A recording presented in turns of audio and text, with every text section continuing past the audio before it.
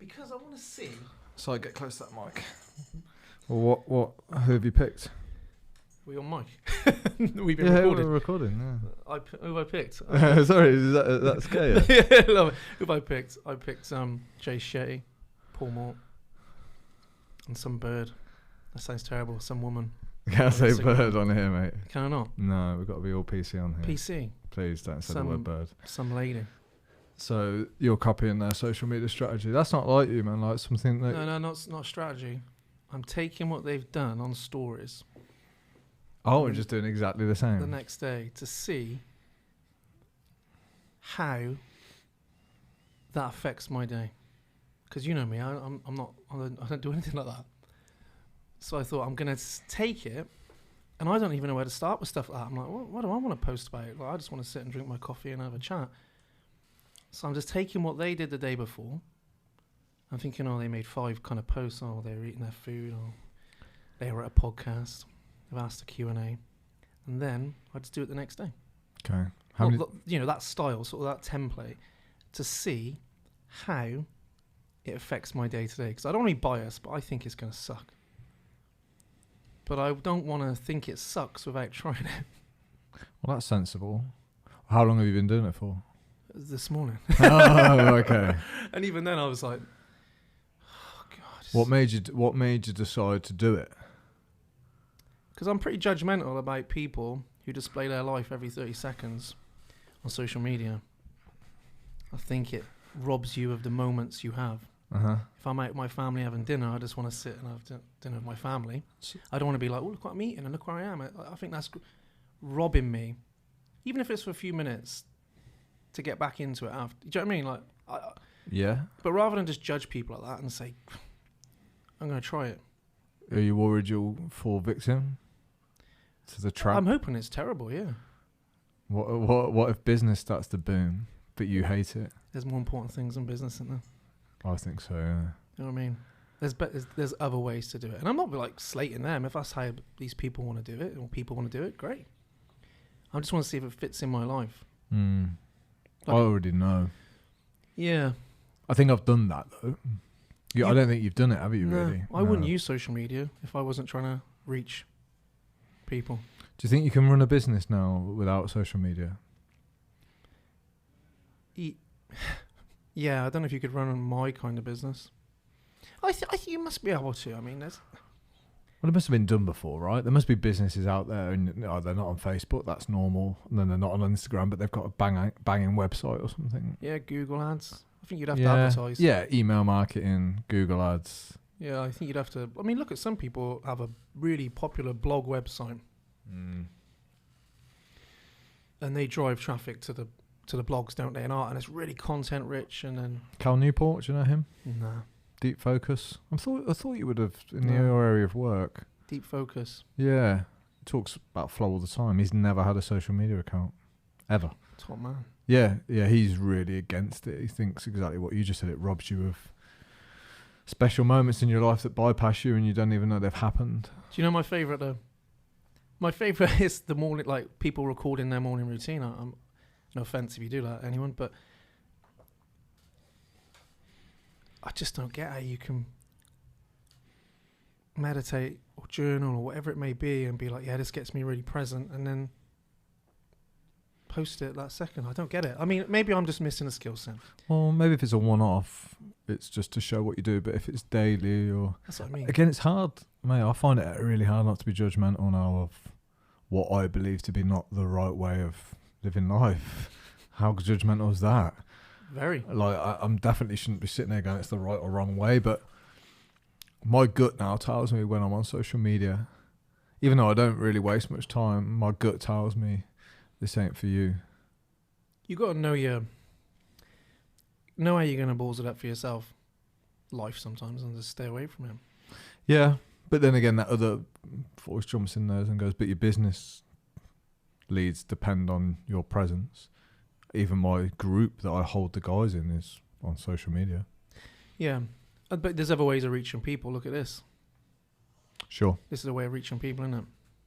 Yeah. On a different platform. I don't know. I just thought I'm going to test it because I'm... But guess where this goes? On social media, yeah, of course. But Yeah. your time isn't necessarily going to be really consumed on social media with this, is it? It isn't now. I think it's, you know, when something doesn't take up much time, but it takes up energy. So it might only take 15 minutes to do a post, but there's such resistance, and it feels like I'm going against what I believe is right. So it kind of like drains me. It's not the time, it's the drain. Yeah. That makes sense? Yeah, massive, yeah. I think it... I was talking to someone yesterday who I will keep anonymous, and they were saying that they've stopped posting on social media because trying to think about what to write and put it together and be relevant all the time was just draining them. And they said, I feel great for not being on it. Absolutely brilliant for not thinking, what am I going to say today? How am I going to say it? What am I going to get out? Now, I post a lot on my page, but it's not personal stuff necessarily. Do you know what I mean? It's not lifestyle stuff. Sure. I'm in an office, I write something, I put it out. I'm going for a walk, I record something, I put it out. The thing I was interested in is the story mode stuff. It's like, oh, here I am on the weekend, and I'm doing this, and I'm here, I'm with my partner, and it's like, yeah, I don't know. I think that's more interesting to watch, though, isn't it? Yeah. Sneak peek. Let's see what you're doing. Which is quite sad that people spend time watching that, what other people are doing. Yeah. Because obviously when they're watching that, that's what they're doing. They're not doing anything else themselves.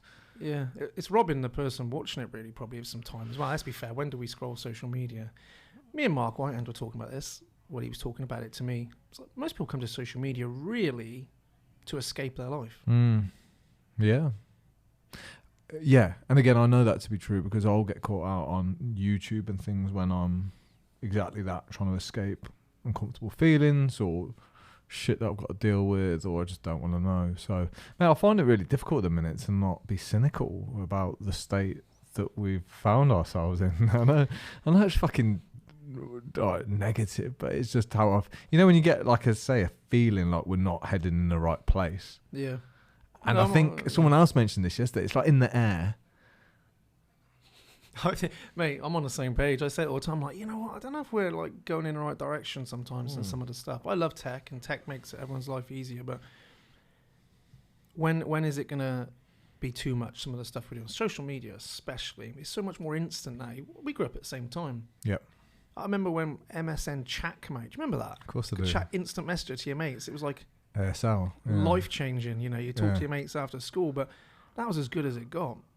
Now my nieces and that, like TikTok is a different change of content every, like instantaneously. I was reading about this somewhere, I can't think who it was saying the problem is for our brain, you think when my dad grew up, the brain didn't have that much different stimulus, did it? No. Got up, my dad's 70, the radio was mind-blowing, to listen to a boxing match on the radio. But there wasn't much change of scene, much change of information. It was just their reality around them much. Whereas now you can go on TikTok and have about 50 changes of scene and content and information in a minute. And your brain has to deal with all that. But then I suppose it comes back to this thing that we're on the same page as social media. I'm like, it's got its amazing benefits. Me and you wouldn't know each other without it. We probably wouldn't still be in touch because I think we met through the start of a program. But yeah, I get what you're saying. It's the user, isn't it? It's like alcohol. I like a beer, but it can be a problem, can't it? If you become alcoholic, for example. Yes, I think there's a big difference though in the fact that so when you go on these apps and social media, their one intention is to keep you on it. Of course. So it's not. I used to be all for this about freedom of choice, and it still is ultimately a choice. But I think, especially if you're young and susceptible to these things, like it knows what the game it's playing. It knows how to win. So it's like you versus the thousands of high-level technicians that they've got. That's job is to keep you on. So it's like, are you going to win that battle? Possibly not. Right? They know what they're doing. They know how to keep us engaged and how the brain works. So it's kind of like at a deeper level. They are smart. Thing is that they're employing like neuroscientists, and they're hacking the neurochemistry of the brain. Yeah. I know. I was talking about this yesterday. We were talking about flow on a group call we were doing. And the key to that is really, one of the keys is to stay engaged in something for a long time. You have to get through a struggle phase. You have to stay on point. You have to be in that activity for a period of time. And I was talking about, the key to that is sometimes rather than trying to figure out how to concentrate harder all the time, it's like, what are your distractions? Because I had a brilliant day yesterday, day before yesterday, of work, right? One of them days, I think, God, I've had this real busy period, which we're talking about. So I've been struggling to get much work, quality work. I've been exhausted. And I got a good quality day. But one of the things I noticed is had to write a load of content and do different things. I'd be there tapping away, and I get to a sticking point. Like, what am I going to say? And the first thing I'd go to do is reach for my phone. Like, that was the first thing I'd go to do every time. Do you know what I mean? Reach to it, because we're looking for something. We're looking usually for dopamine, aren't we? And a lot of, because you're exhausting it on something quite. Having a conversation can be quite taxing for an individual. Yeah. And so we get a bit. We sort of use a lot of dopamine, so to speak, and then we look for elsewhere. We pick up our phone. We eat some food. Do you know what I mean? It's like, of course, we're almost trained to be distracted now, I think. Yeah, and if you think how many times that cycle has presented itself, like get a bit frustrated, want to reach for the phone, it's probably happened thousands of times. So it's now habitual too. Do you know what I mean? So I noticed this when I'm writing my book. Like, the moment I get frustrated is the moment I go make a cup of tea. It's just because, and then there's my reward. I get away from the frustration and into the pleasures of my cup of tea. So again, it's a pleasure seeking. I'm a cup of tea man, mate. Trust me. I spent all last year writing a book. Well, maybe not all last year, 6 months. I ended up locking myself in an apartment in Swansea to do it. Swansea's a great place, by the way. You been there? I have been there, yeah. But it was, when we had all that hot weather, I mean, it was roasting. I was sat pretty much in my pants, mate, trying to write this book. But I had to, take myself somewhere completely different with just a laptop, just to write. I had to remove all distractions. Yeah, I because get it was that. so sunny and hot. Yeah. That, you think, even though it's important, you're like, it's a bit nice. You think, go outside, have a sit and have a break. Get back to it for half an hour, go and have a break. I had to take myself to Swansea to get this bloody book done. And I was in a uni apartment, which didn't help. On Airbnb, they always take pictures of the apartments. They're really nice. Yep. You think they got the one angle, it looked really nice. I was at the top of this uni apartment, and all everyone did was just party all night. Part of you's like, they knock on your door. If you fancy joining in, part of you's like, go to bed, for God's sake. Someone's got books to write. But I think distraction's huge. And you think the more you're distracted, the more anxious you get. The more anxious you get. For a lot of it. Yeah. Yeah, I mean, the more your attention bounces around, the more prone to anxiety you're going to be. Yeah, without perhaps knowing that is what's happening. Yeah. And maybe even knowing, but not being able to stop it. I know that our ability to concentrate has been massively impacted by all this. I know that. I know my own has terribly. Yeah. Yeah, I had one of those days on Monday that you just said, where you just get loads done and you feel great. But stringing 2, 3 or 4 of those together, because you're like, at the end of the day, you're like, this makes me feel good. Like, I'm going to do the same again tomorrow.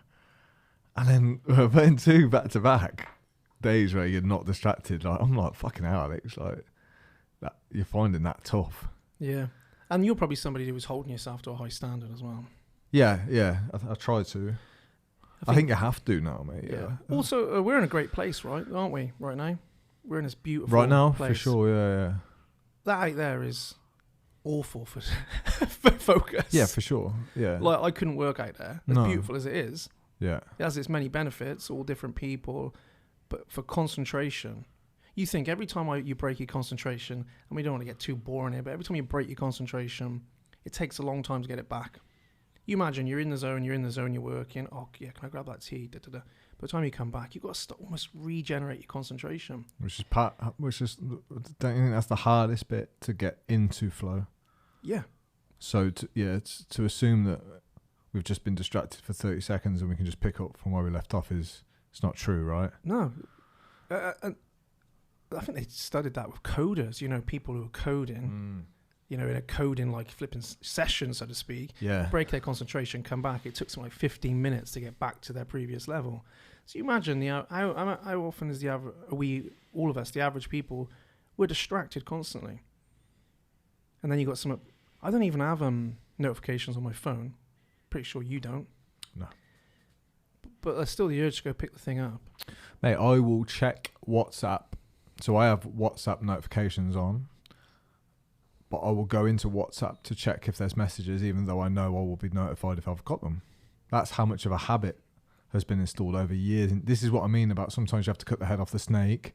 Yeah. So I know I'm not going to beat Facebook, so therefore I don't have Facebook on my phone. Do you have it on your laptop? Yeah. And then Yeah. I post on Instagram and then delete it straight away. Because I know myself, I've failed too many times, fallen into the trap. And How does it affect you? Come on, because I'm going into this now, and I'm going to go 30 days hard on this social media. how did as it in affect me story getting mode. rid of them? No, how did it affect you when you were like, I'm always on this thing, I?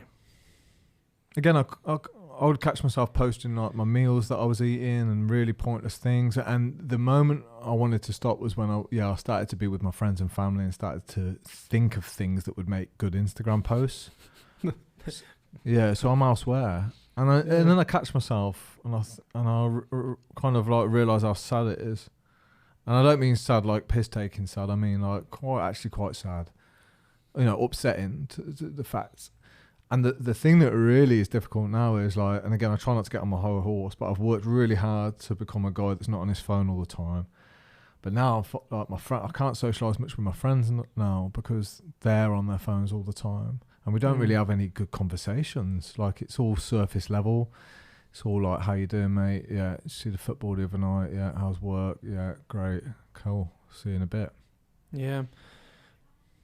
I can't remember, I read this somewhere. A phone on the table in a conversation something like reduces the quality.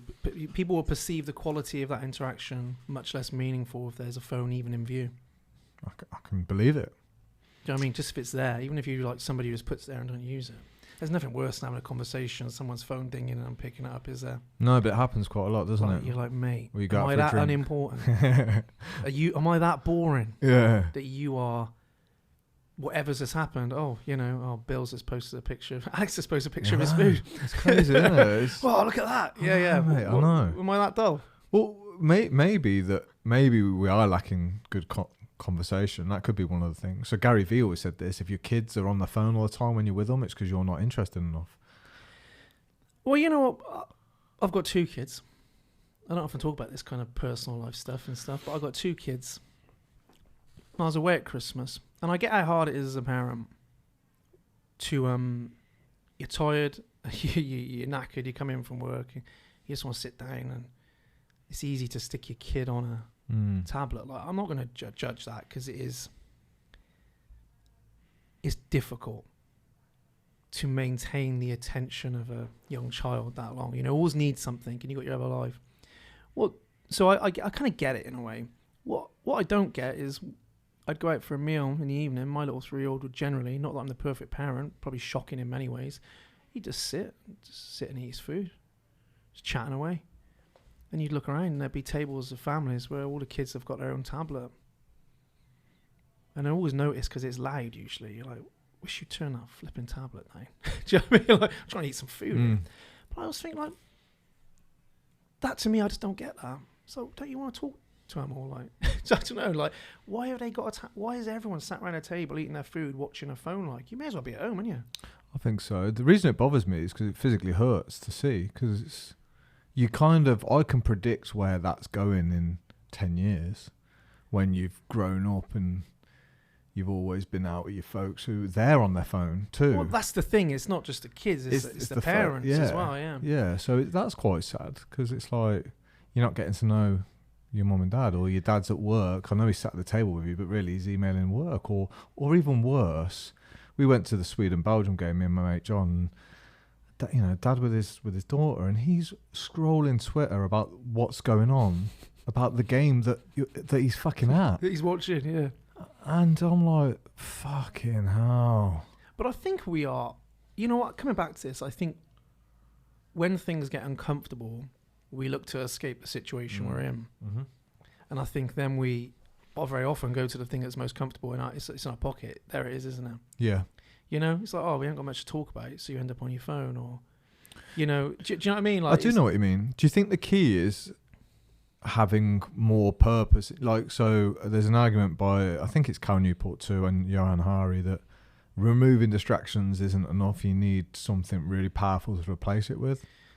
And if you haven't got that in your life, like, what, you're always going to lose, and you're always going to fall back to the things that you're trying to eliminate. Yeah. You can see the logic, can't you? It's like replacing a shitty habit with a good one, isn't it? Yeah, but in this sense, it's more like you've got to get something so special to you that you haven't got time or energy to be distracted, because this other thing is way more important than seeing what you ate for dinner. Yeah, on course, your IG stories. When did that become a thing, mate? I was talking. I what, was, the food thing? Anything, because or the I stories. was showing my dad something on, and he didn't get it. Right. So, like I said, he's 73 or whatever, and he was like, "Why is that bloke sending you a picture of his food?" Yeah. I said, "He's not sending me a picture of his food, Dad. You know, because it was on Story Mode." I said, "It's he's posting it." Yeah. And he went, "Fucking how's he doing that for?" Yeah. It's a good question. I said, "Well, you know, just don't really know, Dad, to be honest. I suppose he thinks people want to see it." Yeah. Something like this. And he was like, "Why do you want to see that for?" You're like, "I don't know, Dad. I don't know. But this is what people do." Do you know what I mean? Like, he could not fathom that one iota. He just couldn't get, and he couldn't even get why I'd look at it. And then I started thinking, why am I looking at it? Yeah, isn't it weird how you could probably make your dad out to be the crazy one here, where actually we're probably the crazy ones, right? Yeah, he just didn't get it. No, nor do I really. Like, you know what I mean? When the mobile phone came out, because he's a big pub user, the old man. Well, he's getting a bit older now. That was his big. But if someone had a mobile phone in the pub, he was like, that was his big bugbear. Like, do you know what I mean? What, he didn't like it? Nah. So he was like, "You come here to drink and talk." Yeah. He's like, "What you do?" He found it almost like rude, I suppose. Oh, okay. You know, yeah. It's like, what sort of thing? Mind you, I pop and have a beer at the hotel up by me. You're amazed how many people who were there sit and watch the football or something on their phone in a bar. Yeah. You know, I've got the Man United game in my ear when I'm trying to talk about nonsense to the barman. Pubs are interesting, aren't they? You're like, "What are you doing?" We're probably like, you know, you're a healthy guy, so am I. We probably don't spend too much time in pubs, but it probably traditionally was where most men would gather to talk, and socialise and drink. Yeah. So you're kind of like, yeah, not drinking is good for you, but like if you take the pub away from a lot of men or bonding over a beer, it's like, well, where do we bond now? I'm big on this now. I'm getting really interested in men. This is men's mental health. It's really and I'm starting to make the old post about it. Just interesting, because obviously I deal with like men, women, whatever, you know. Like, but I'm not like, hey, like, you're the better man. That's pretty clear cut. Yeah. You know, and I think that the absence of a third place in a man's life is awful for him. Sure. Like the third place. You got home. Yep. You got work. Yeah. What else you got? Okay. And I think the pub was a third place for men of a certain generation. Mm-hmm. Certainly my dad's. Mm-hmm. Now that may have been unuseful. You may go, what impact did that have on the partner at home and the kids or whatever? But I think having somewhere to go, just talk about, not even anything deep, just talk to other people outside of your family and work life is so important. And I don't think we have it enough. I don't think there's a third place for many people anymore. I agree. And how sad's this? Some people have got zero of three, so they haven't got the home life to fall back to. Yeah. They haven't got, some people now don't have work, or if they do, it's not very meaningful perhaps. And then, their life doesn't really have much existence outside of those two areas. Yeah. That's why I try and put on live events, because I know the power of guys bonding through the art of struggle. Yeah. So I mentioned the climb that we're doing this weekend. Yeah. We will all struggle, we will all hurt, and it's that will bring us together and bond us. The fact that we've all been through that and suffered together. Men bond well through suffering. I think also just the walk would be. I love walking because you can walk and talk, can't you? Yeah. But it's like any event. Sometimes it's not the listening to the thing in front of you. It's like them breakouts when you're talking to other blokes and you're in the bar after or whatever it may be, and you're having some proper conversation. I just think a third place is crucial. And interestingly, a lot of the comments on there were interesting. Okay. So what was your main message that I just very simple. Third place is missing now? Yeah. I've put, in my experience, the lack of a third place is a big problem in men's mental health. Now, I made the statement men's very, very purposefully. Yeah. So the first thing you had was a lot of people saying, yeah, exactly, I am, I go for a walk outside. And I'm like, I wouldn't consider that a third place. I think that's just a good activity. Sure. I didn't define what a third place in my perspective was. So a lot of people went straight to solo activities. It's like, well, that's not a third place for me. I think a third place needs other people that you're around. A common thing was you don't need it if the other two are good, which I find interesting. So basically, but a few people are like, wow, why would I need anything else? My family's great. It's like, I'm sure your family is great. I'm not saying you need it because your family sucks. I think it's beneficial regardless. Do you know what I mean? It's like, just because it's not because that's, you've got to get away from home, but having something outside of that is important, especially I think since I've got a bit older, this age between 37, 40, couple of kids, busy business. I think you can lose a bit of purpose, not a bit of purpose. Your identity starts to shift hugely. It's a difficult time, I think, for many men, this sort of period of their life. Do you know what I mean? Like my 20s, I was probably thinking about certain things, but 30s, early 30s, fine. So this mid to late 30s, I'm starting to I don't know, I can feel a shift in my own identities. I've become a dad. If you know what I mean? Like, bloody hell, I'm a dad now. It's a weird thing. You're like, oh, it does shape sort of what you're about. I would consider myself running probably a proper business, as I've hit mid-30s. And I just think I got a bit isolated and I didn't have a third place. I had work, I had home, and they're great. I love them. Work is my driver. It's my passion.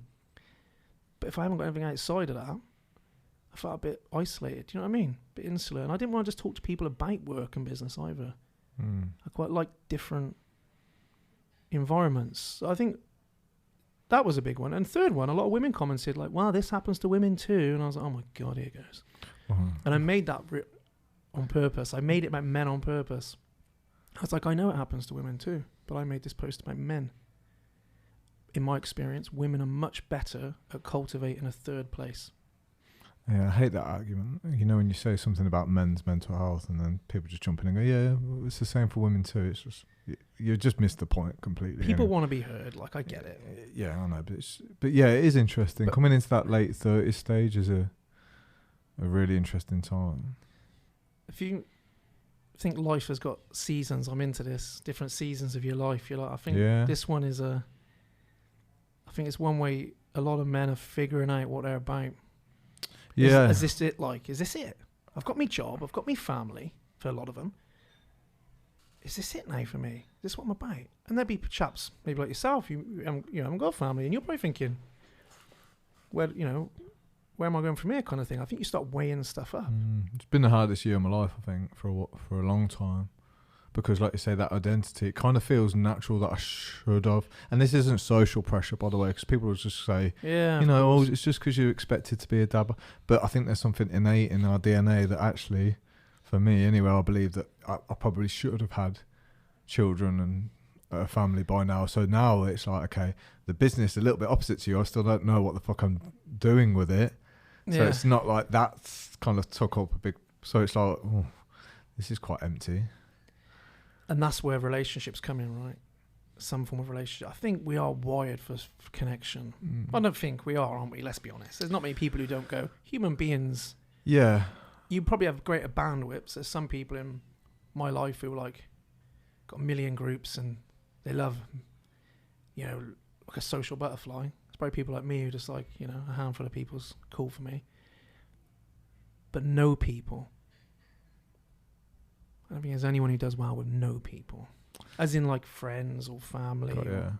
And it's the quality of tribe too. I've been reading a lot about war veterans who come back and they can't handle it, and you always question why. And all of the men have said that you form bonds and connections with men more than you do with women, because in war, there's stories of because you think people are brave to go and jump on bombs to save their teammates, and they're like, Courage doesn't come into it. It's instinct. You Yeah. protect your brothers. That's how tight we are. Yeah. And then when you leave war, it's not like you're glad that the brutality isn't over, but you miss your brotherhood. Like that's why they say war is the best time of their life, because they're with people that would die for them. And that's really rare, isn't it? It's like, you know, you die for the things you love. So to have like your whole teammate of guys that would die for you, Yeah. it's pretty special. Have you read the book Aging Well? No. You always come out with these books that I've never heard Aging of. Well. It's the study, isn't it? The Harvard study of human behavior. Okay. So they've been tracking it since like the 20s. People graduating out of Harvard. Oh, this is a long study, right? I think I've heard of It's this. the longest study, I think. One of the longest studies in the world. It's very Yeah. rare because, you know, the people who started it died. You need someone to carry it on. But they've been tracking people up into their 80s, you know. And when they first started, I mean, I don't know exactly, so don't quote me on it, but they were just tracking questionnaires every 5 years, I think. But now they can do brain scans and health and bloods. And it's like, okay, what leads to a healthy, how do you age well? You know, how do you kind of, not how do you live longer necessarily, but how do you live quality? How do you age and keep your mind in the game, keep yourself in the game? And it mainly come down to quality of relationships. Which worries me, man.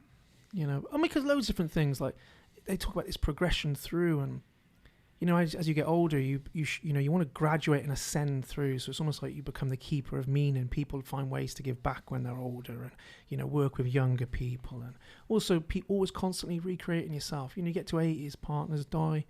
So have I got other social communities to be part of, hobbies, that kind of thing? Interestingly, I think they find that one of the biggest factors in poor quality is, you know, conflict.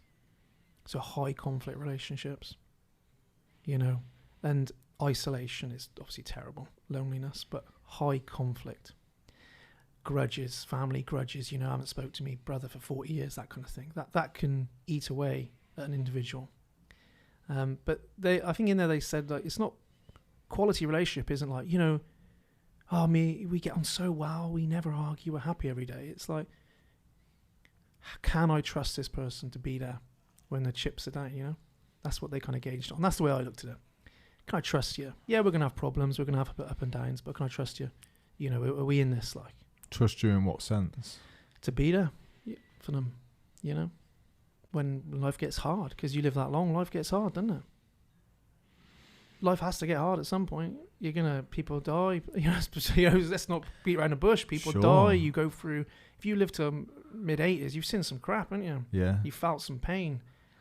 Having somebody along the journey with you, and I think that's the big thing I've had to learn in my own life.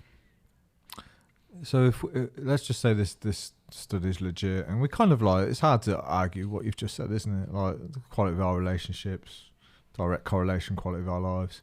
Why do you think then we don't spend way more of our time becoming the person who's really good at forming, building, and keeping good relationships? Why is this another distraction? Like, oh yeah, we go business, we go all these missions, this purpose, when like, or is there this real kind of straight thing where, well, a man isn't valued by that, although the ideology is nice, sounds great, a man isn't judged by the relationships that he has with the people around him. He's judged and valued on what he does, what he provides. I reckon it could be a million things. I can only talk from personal experience, I suppose. I mean, why don't we? I think it's difficult. We spoke about this before the mics were rolling, didn't we? Our relationships. I think if you get into work we do, eventually you're going to have... I don't think everyone who gets into what we do has a problem in relationships. But personal development itself can become very insular. Can't it? You work on yourself, you change. I think it can be very much, we don't integrate the people around us into it. I'm not saying you have to make them do it, you know, but I think it becomes quite insular, quite reflective, quite self, you know. Not many people are, I suppose people do encourage people to go out and engage with their partners and all that, but it can be a bit superficial, can't it? Mm-hmm. I mean, you've had people on here, I know, talk about conflict, you know, dealing with conflict in relationships. Yeah. So just to wrap back around, I suppose, what am I trying to say? I think we don't build relationships because it's hard. In my personal experience, like, it's hard, isn't it? Life gets busy. And your friends, you see less of. Sometimes, if you're not proactively investing your time and energy in that, I've noticed in building my business, I saw less of my friends. It is hard, but self-development guys like us, we like difficult. So we'll tackle business, and we'll tackle mountains, and we'll tackle Brazilian jiu-jitsu. So I don't think we run away from hard. No, but do we take the easy hard? Oh, well, that's a great point. Do we take the easy hard? Do we take the, like, I've been a big, I've said this a lot, and it's sometimes unpopular, but it's like, for me, I created a lot of challenges in my life. I've done some cool stuff. I forget about it, really. But was that avoiding the real challenges in my life? I get that. Anyone can go climb a flipping mountain in South America. Yeah. Pretty much. If I embrace the toughness of this challenge, it carry over into my life, and it does. It 100%. Me and you are both big fans of that.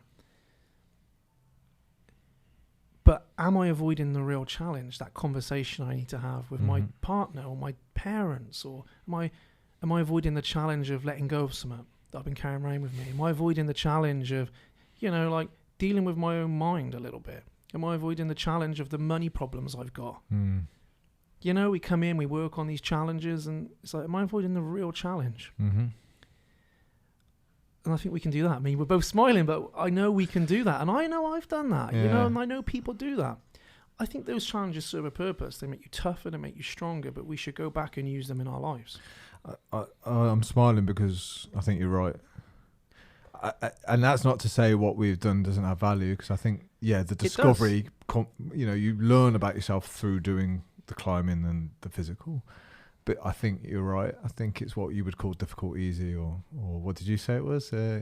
Easy hard. The easy hard, yeah. Yeah. And it's rewarding in a sense to carry on down that path, because publicly as well, it looks good. I'm doing another mountain. But deep down, you probably know that that's not going to solve any of the stuff that needs solving. So I'm doing a vision quest next. I don't know if you know. Do you know what a vision quest is? No, go on, tell me.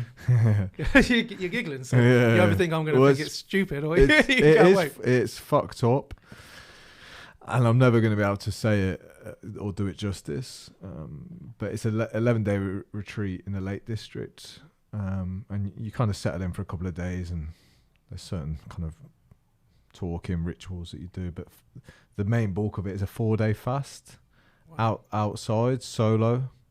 As in, so isolation. When you say fast, you're allowed water, just no food for 4 days. Food. So you're allowed water, but the rule is it's a complete fast of everything, so all of your distractions. So you're not allowed like a phone or a book or anything, and you sleep outside in the wilderness. There's no tents. What's making you do that? This discovery of, like, because I'm doing BJJ, I love that, but like you say, it's become BJJ. By the way, it's so hard, but it's also easy hard. Like we've said, I'm used to getting beat up.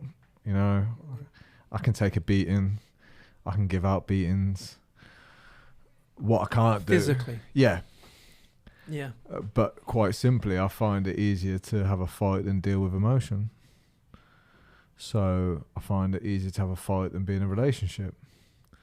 I find it easier to have a fight than to talk to my parents about stuff that I know I'm not going to be able to talk to when they're dead. Yeah. No, it's the easy hard, isn't it? It's the easy hard, but it's still beneficial. It's not like we're both sat here going, what a waste of time, because we both have done so much of this. But it's got us here, right? And it's useful when you come back. It's like everyone now wants to go on an ayahuasca retreat. And a lot of it is just escapism in a sense. A lot of people just want to cheat their way to the answer, what they need to know. And they're useful, but you've got to come back and use what you find in your life. Mm-hmm. You might see loads of stuff you don't want to see about yourself. Come back, add it to your life. I think all personal development for me is this. If I'm finding stuff out about me, if I'm improving my skills, it's to improve my life, not just for the sake of it. Do you know what I mean? It's like, otherwise I'm just accumulating stuff. It's a good question to ask, isn't it? Self-development, like what do I need? What do I really need to develop?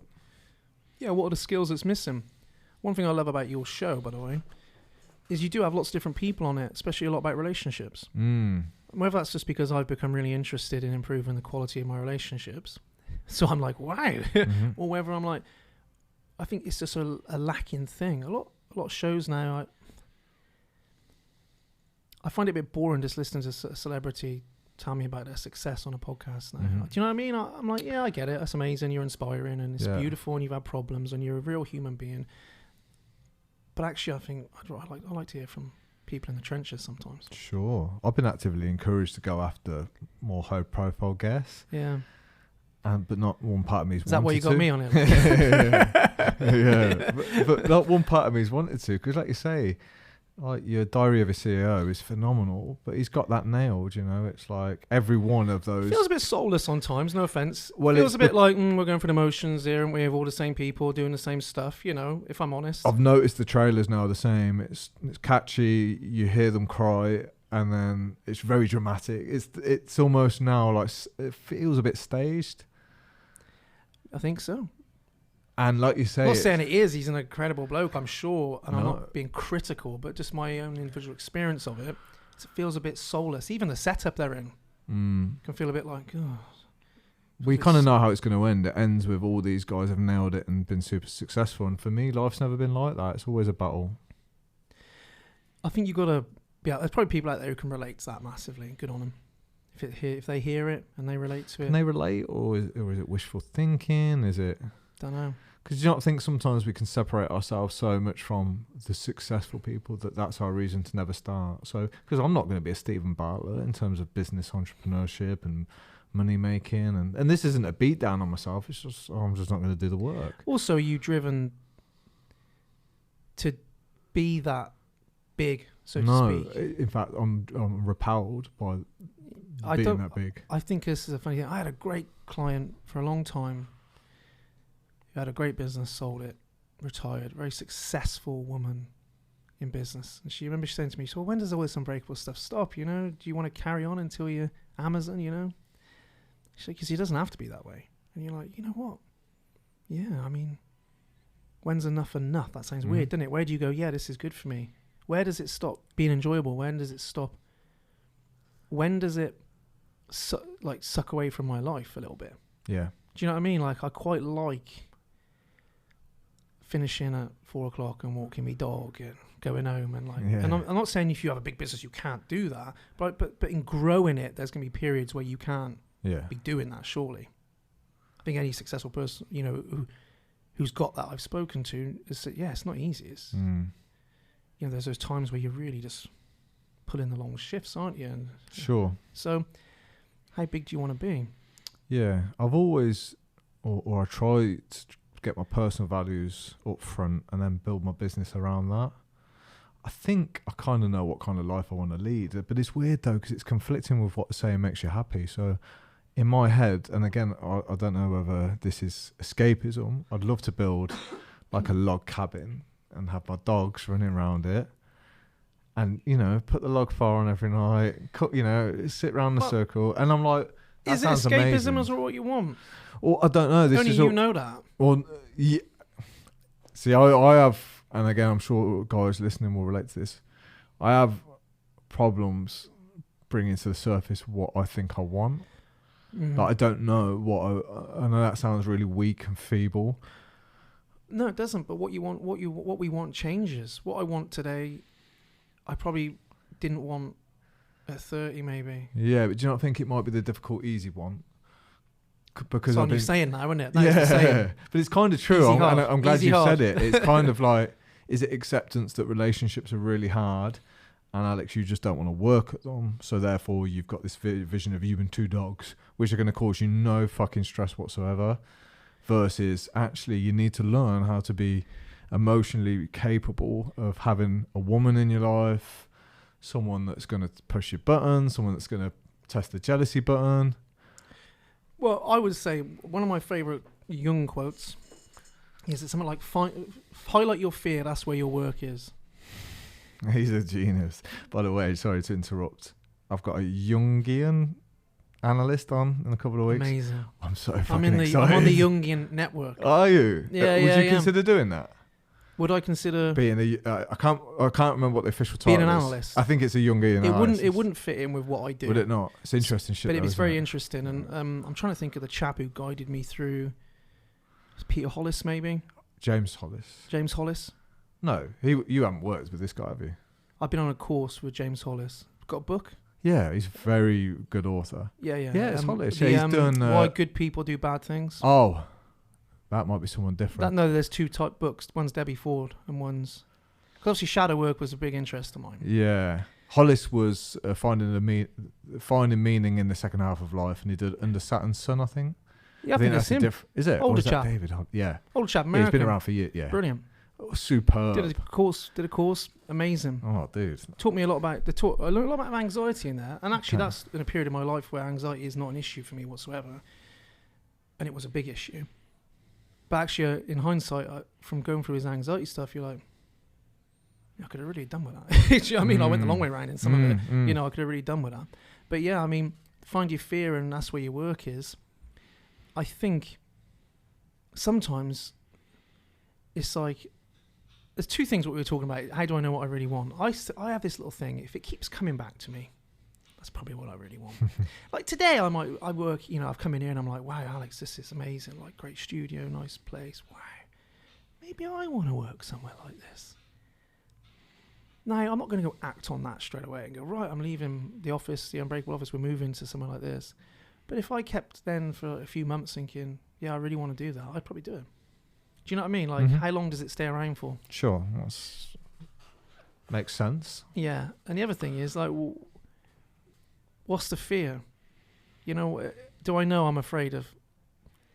I mean, it wouldn't be a good analogy for the office, but, you know, you were saying about relationships. Am I going to the cabin to hide out and avoid life? Well, you probably know deep down. But also, you know, what am I afraid of in relationships? That's where my work is. What am I afraid of in life? That's where my work is.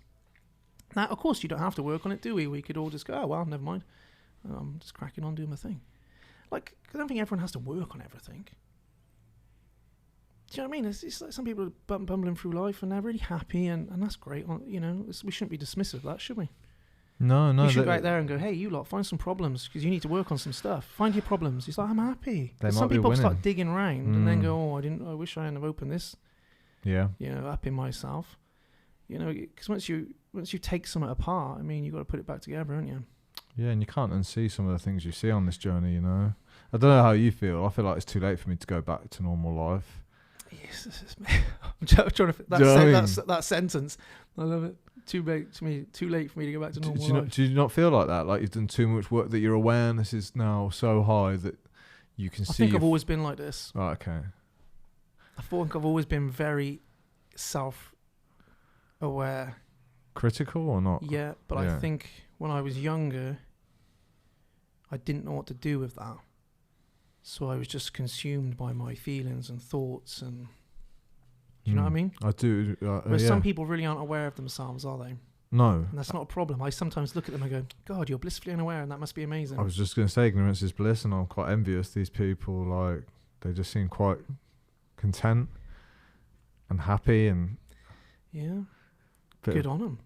Dude, maybe they're winning, you know? Maybe maybe overanalyzing the shit out of everything is not a good way to do things. But I think we all are made in certain ways, you know, through our upbringings and experiences, and I don't think you can suddenly say, I'm not going to be somebody who really analyzes myself. I think if you're someone like that, you're going to have to learn to work with it, aren't you? I think so. And the world needs different types. That's facts, you know. So, you're going to live in a... Where? Where are we going to live? What was it? A log cabin. A log cabin. With my dogs. Yeah. Two of them. Or you're going to dig down into what's there. You can figure that one out. Yeah. I'm doing the digging, though. It's just... Seems like a forever ongoing process, which it probably will remain. I can't imagine just meeting a woman and going, oh... I'm fucking fine now. I don't get these feelings or emotions.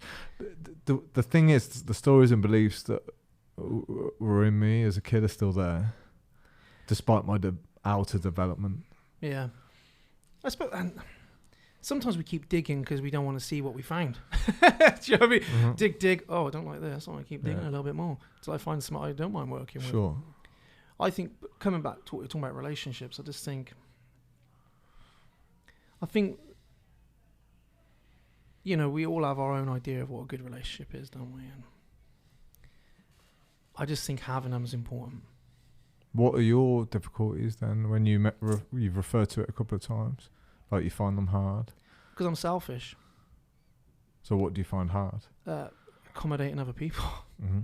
You know, I'm inherently quite a selfish person. I know that. I mean, it's selfish in a sense. If you're in a relationship with me and you said, "Hey, I want to go out on the weekend," I say, "Yeah, crack on. Do what you like. That won't bother me whatsoever." "Yeah, I'm gonna go away for a week." "Yeah, no worries." I'm pretty easygoing. But I'm selfish in the sense that I want to do what I want to do, and I like my own time and space. So if I want to go on a week-long vision quest, I'm not asking permission. I'm booking it, and I'm probably going to go.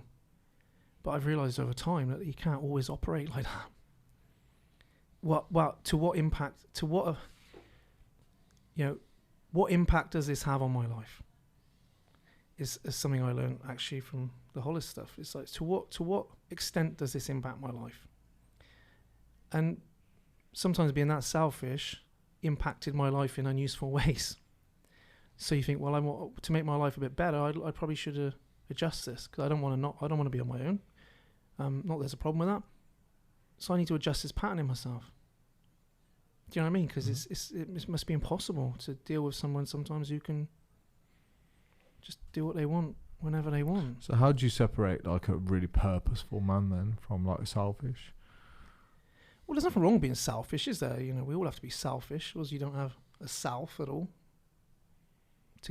to put out there. But a purposeful man, you know, I try not to define it. It sounds a bit, what's a purposeful man? I think, again, if from speaking from a man's point of view at this time in my life, I think finding enjoyment in your work is a useful thing. I think looking after yourself is a useful thing. Sure. I mean, you know, and I think a third place and having like-minded people around you is a useful thing for all of us to have. You didn't tell me where your third place was. Well, I like the pub. 100%. Not even a joke. No, I like the pub. You look like a guy who likes a pub with the cap and the jacket. You look like you sit in a country pub. Yeah, I love the pub. And your dog. It sounds bad, and probably people aren't meant to say that on a podcast like this in a sense, you know, but I love a pub, and I love the different people I meet in a pub, and I love the fact some weird things happen, and I love the fact nobody talks to me about this stuff. I mean, I love talking to this stuff with you, but I love the fact people just talk about the football. Do you sit there with a beer then and enjoy? Yeah. At the bar. Yeah. And I talk. They talk about football, United, and me dog. Or, you know, they tell me about their day. Yeah. It's quite nice. No, it is nice to escape the introspection sometimes. I think you've touched a really great point on this third place thing. Like my third place was BJJ, and I haven't been for a few weeks because of this injury, and my mood has just plummeted because I haven't got my third place. Yeah. And my other third place, as I realised recently, is a good gym. Now, I don't mean I've been a member of a great gym in Malvern. A chap called John Clark runs it. It's personal training, so you come in at a certain time and, you know, you leave at a certain time, group, you know, SGPT kind of stuff. Great, brilliant trainer, but I couldn't get there. I wasn't willing to get there at 6 and leave at 7 and book on. I just want to turn up, you know, and just train. So it wasn't going to suit me in the long run, but it was a really good place. And I just joined a local gym now, and I've been in there a lot recently, just going in late. You know, it's a typical gym, a lot of weights in there. And I was like, yeah, I love this gym. I'm not going to be like talking to everyone every 5 minutes, but I like chatting to the receptionist. I like going in. I like training. You know, having a bit of a chat with a lad lifting his weights for a couple of minutes. I don't know. It just feels like my place. And when I left school, you know, the gym was my third place. I worked. I was at home, or, you know, going out. Obviously football as well.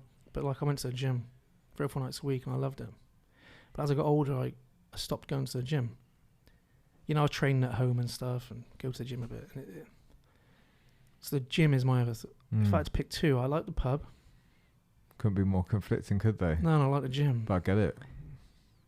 I like different people. I just like different people. I like meeting different people in the pub. It's a hotel as well, so you get loads of different people wandering in. No, I think it's great. I love a pub too. I absolutely love a pub. Why has everyone got a problem with a pub?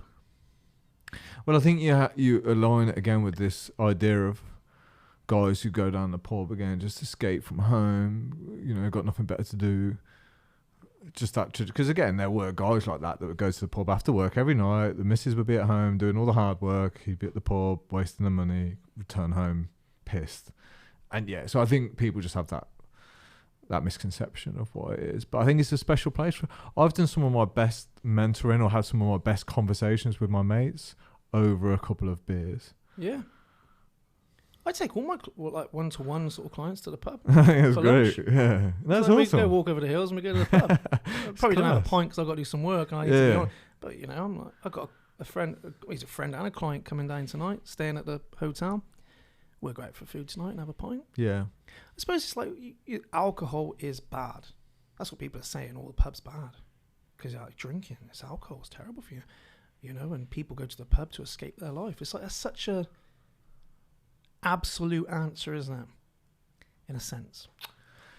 Yeah, but it's interesting though, because the data has shown that loneliness and isolation is probably more damaging than alcohol consumption, even cigarette consumption. So it's like, for me, I'm not saying booze is good, but if it allows you to connect and develop relationships and having conversations and negating some of the loneliness, then perhaps the trade-off of 2 pints every 3 nights is, do you know what I mean, is worth the physical.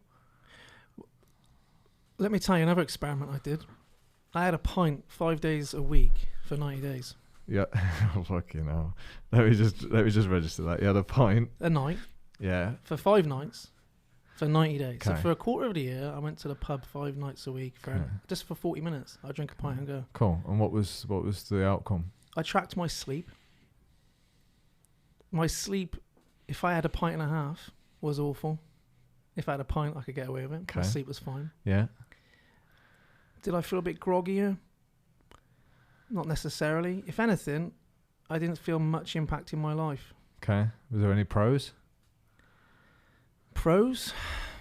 I made some good friends in there. Yeah. Well, not good friends, but I wouldn't say, well, they were mates, but I got to know a lot of different people. Okay. Like there's this chap up there goes at the pub called Hugh. Uh-huh. He's probably 80, his wife died. Yeah. Comes at the pub, sits, has a pint. He always used to sit on his own. One night we got chatting. Yeah. So now I see him and chat. You know, and I thought, that must be cool for him. Do you know what I mean? You know, he's coming up here. He's probably at home on his own. I used to live that up the road from him, to be honest. That's how we got chatting. And you think, yeah, I'll have a pint with you. You know, just chatting about nonsense. About his car. Got a real nice ID. So we had a chat about that. I don't know. You know, I would certainly say it didn't have many massively negative effects, particularly not at home. I was only gone an hour. I walked the dog, call into the pub, quick pint, go home. What touches me about that though is that 40 minutes for that 80-year-old as well. So one of the reasons my third place is the gym and the sauna too, because I'm like, my best conversations start there. And in the sauna, all the old guys go in there. And I don't know why, I've always loved talking to old guys, because I think they're like a fountain of wisdom and knowledge. Some are anyway. Some not so much. But there's already like a respect that they've earned because they're 80 and they've made it this far and they know shit I don't. And old people in general should be the keepers of wisdom in a society. Yeah, really. yeah. Do you know what I mean?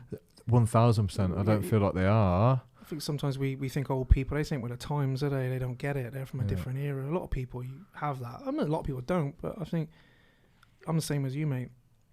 I love hanging out with older people. Mm-hmm. I got a next door neighbour. Her daughter actually is world mountain bike champion, I think. And not her granddaughter, sorry. But I go around there all the time. She's a lovely woman. Yeah. She is 70s probably. Yeah. You have a cup of tea, have a chat to her husband. Yeah, I love it. It's amazing. Yeah, no. Talking about like the history of the lane we're on and all that. You think, yes, it's great. Yeah. And they better, I think a lot of them, they can hold a conversation. Better than most of my mates my age. Yeah, for sure. Like, we're having a conversation, they can hold it.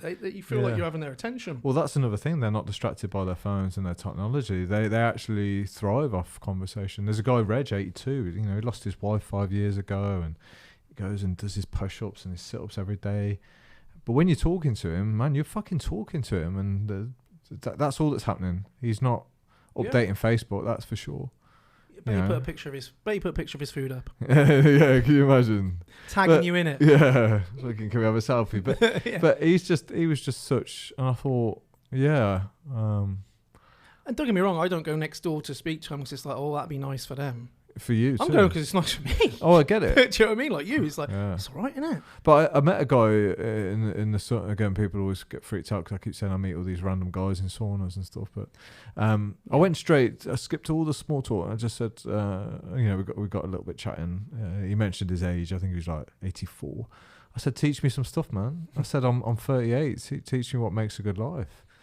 And I love hearing their answers. What did he say? Well, it was a lot of it was introspection. Really? Get a handle of yourself, yeah. Yeah, the thing is, mate, this is what I love about the older generation. They all say the same thing. Like they wish they'd have loved a bit more. They wish they wouldn't have worked so hard. And all the regrets of the deathbed people are the same. Like they're all the top. So you're like, there's the lessons that we need to take on board and implement. And they all say about, I wish I'd let myself be happier. I'd let myself. I think, we've got a lot of guard up a lot of the time, haven't we? You know, I think sometimes you think about it, the working hard things. I love Sadhguru's take on that. He said, we always teach people to do everything hard. I love Sadhguru. You work hard. You train hard. He's like, why not work joyfully? Why not train joy? You know, like, why not do it joyfully? Like, yeah, I like that. Yeah, but we're Westerners. We haven't. But that's not our society. We're not doing... Is it a useful belief system to do everything hard? That's the question. No, but it's one that gets rewarded, perhaps. Possibly, yeah. This is the difficult thing. If you have these epiphanies and breakthroughs, like, you pretty much have to go against the grain, and you kind of know you're not going to fit in. Like, it's really difficult to kind of like accept that, you know, what would make me really happy is coming off social media, disengaging. But I have to look at the fear and go, all those people that know what I'm up to now, they're not going to see me. I don't exist now in their world because I'm not on social. So that's true. And yes, you could say, but the quality of your relationships, it might down to 4 instead of 1,000 followers. But that's still quite a brave thing to do. But I believe courage is the virtue of a good life. So I think you have to be brave. You mentioned earlier of like the ability to look at what scares you, like, you know, or what, you know. That kind what's of your thing. fear? Yeah, that. And there's different types of bravery, isn't there? You think about, I had a great football coach. He used to say, you've got to be brave on the ball. Brave on the ball. You know, you've got to be willing to go get it. You've got to be willing. I played midfield. Go get it. Be brave. Get hold of it. Be brave on the ball. Then you might consider bravery as getting the ball back. Do you know what I mean? Like, what? Do you know what I mean? Yeah, I do know what you mean. Can you think of anything, though, that's important in life that doesn't require courage? No. Nor me. And like courage doesn't have to be this big suffering struggle fest, does it? But it takes courage to start a podcast, for example. Let's just be here. It does, but I would flip that on its head and go, but the big stuff, the bigger it is, the bigger the amount of courage that's required. Yeah. No, I would agree. Do you know what I mean? And I'm like, if I look at my life, it's always been fear that stops me from doing what I know I should. Yeah. So and what are we afraid of, really? But the antidote to fear is not avoiding the fear, because that's how you live a small life, right? I think this is what a lot of guys get wrong. They go, right, I don't want to be scared and I don't want to be anxious, so I'm going to remove the things that scare me and cause anxiety. So what I'll do is challenge, I'll remove, uncertainty I'll try and limit. I'll stay in my house and I'll go to my 9 to 5 and I'll do what I know. And it's like, that's how your world shrinks. And then you shrink your world and you're anxious about that. Sure. Because anyone who lives by control is afraid of losing it. Yeah. You know, so if you have to have control of everything in your world for you to be happy, you're going to fear it stepping out of line, aren't you? That's how relationships can become quite difficult, you know? You're like, I need you to love you. I love you so much, say, or I've now gone into what you might call overcare. I'm now controlling you because I need you to be here, so to speak. Yeah. It's a dangerous...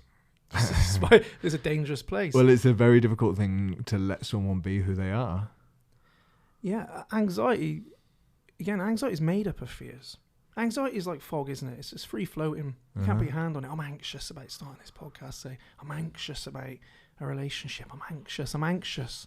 And it's like, you can't work with it. It's this free-floating fog. But inside of that is something you're afraid of. It might be multiple things. But you can work with fear. Yeah. You could say, I'm afraid of it looking stupid. I'm afraid of it not working. Well, I can work on that. Do you know what I mean? Maybe it's some skills I need. Maybe it's some things I need to overcome. But I can work with fear. But anxiety is just so free-floating. It's just so generic that you can't work with it. I'm just anxious. It's like, well, there's a fear there. Highlight the fear. Bring it back. Work with it. Even if you just work through it mentally.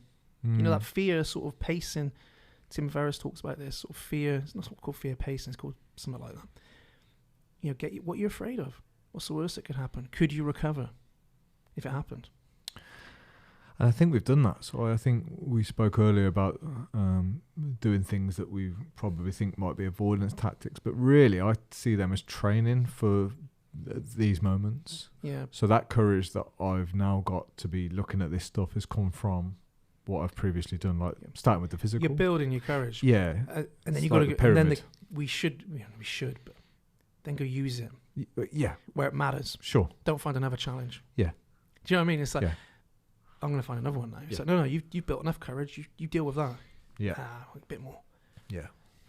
But we're not knocking going and doing great things, are we? Is it like, no, you know, people who like run around the world, you're like, yeah, crack on, brilliant. I'll encourage it. I'm coaching a guy at the minute who's got a real difficult decision to make with his partner, and he kind of knows in his gut where it's going, but he isn't quite ready to make the decision because he knows it's going to cause absolute turmoil and so on. So what we've done now is, you know, we've gone back to the real basics of, he's kind of now training for the moment he's going to make the decision, if that makes sense. So you could say, well, he could just skip all that shit and make the decision, but he's not ready. So every time he trains now, he's kind of making it a little bit tougher so that he can trust himself that he can deal with difficult times. Yeah. Because that's what he needs at the minute. He's doubting that he'll be able to cope.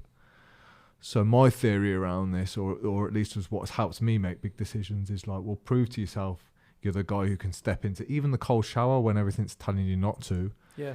And you kind of come out, but you have to notice it, by the way. You have to tap yourself on the back and go, I'm stronger than I was 3 minutes ago. This scared me and I did it anyway. And it seems like, well, how can you relate a relationship with doing a cold shower? I'm like, you can. They're transferable skills. You can test and build courage. Yeah. And use it when you really need to. Well, you love grit, right?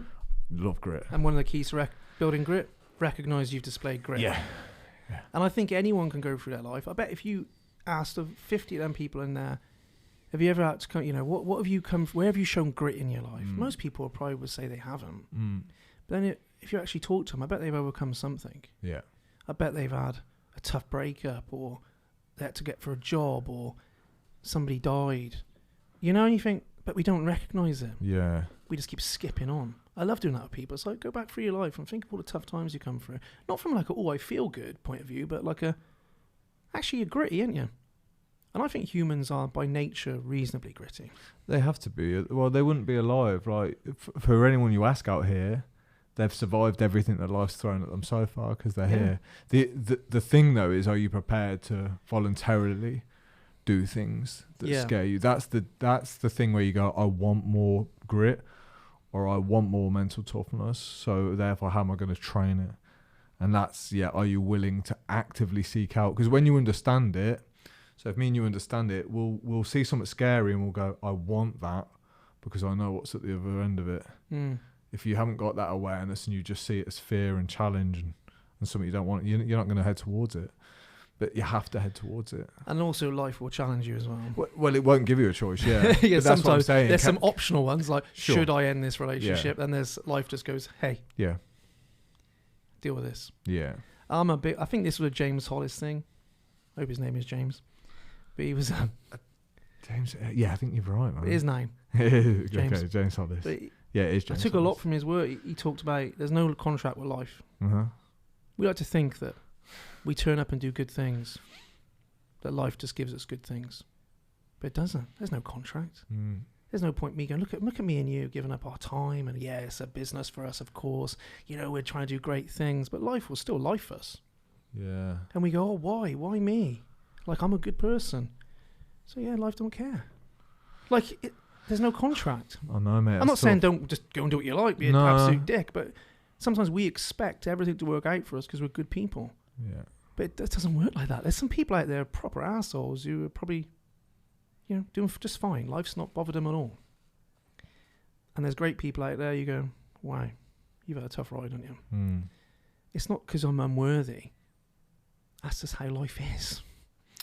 Yeah, I've heard this a lot, where like, especially with like illness, when it takes someone who's young, it's easy to go down that road of like, but I've done nothing. Yeah. Nothing wrong. And like you say, we somehow, I don't know whether it's a religion or a belief system or what, but it feels like that shouldn't happen to me because I haven't done anything wrong or anything worthy of getting this illness that cuts my life in half. Like we have such control over life. Yeah, like... And we don't. No.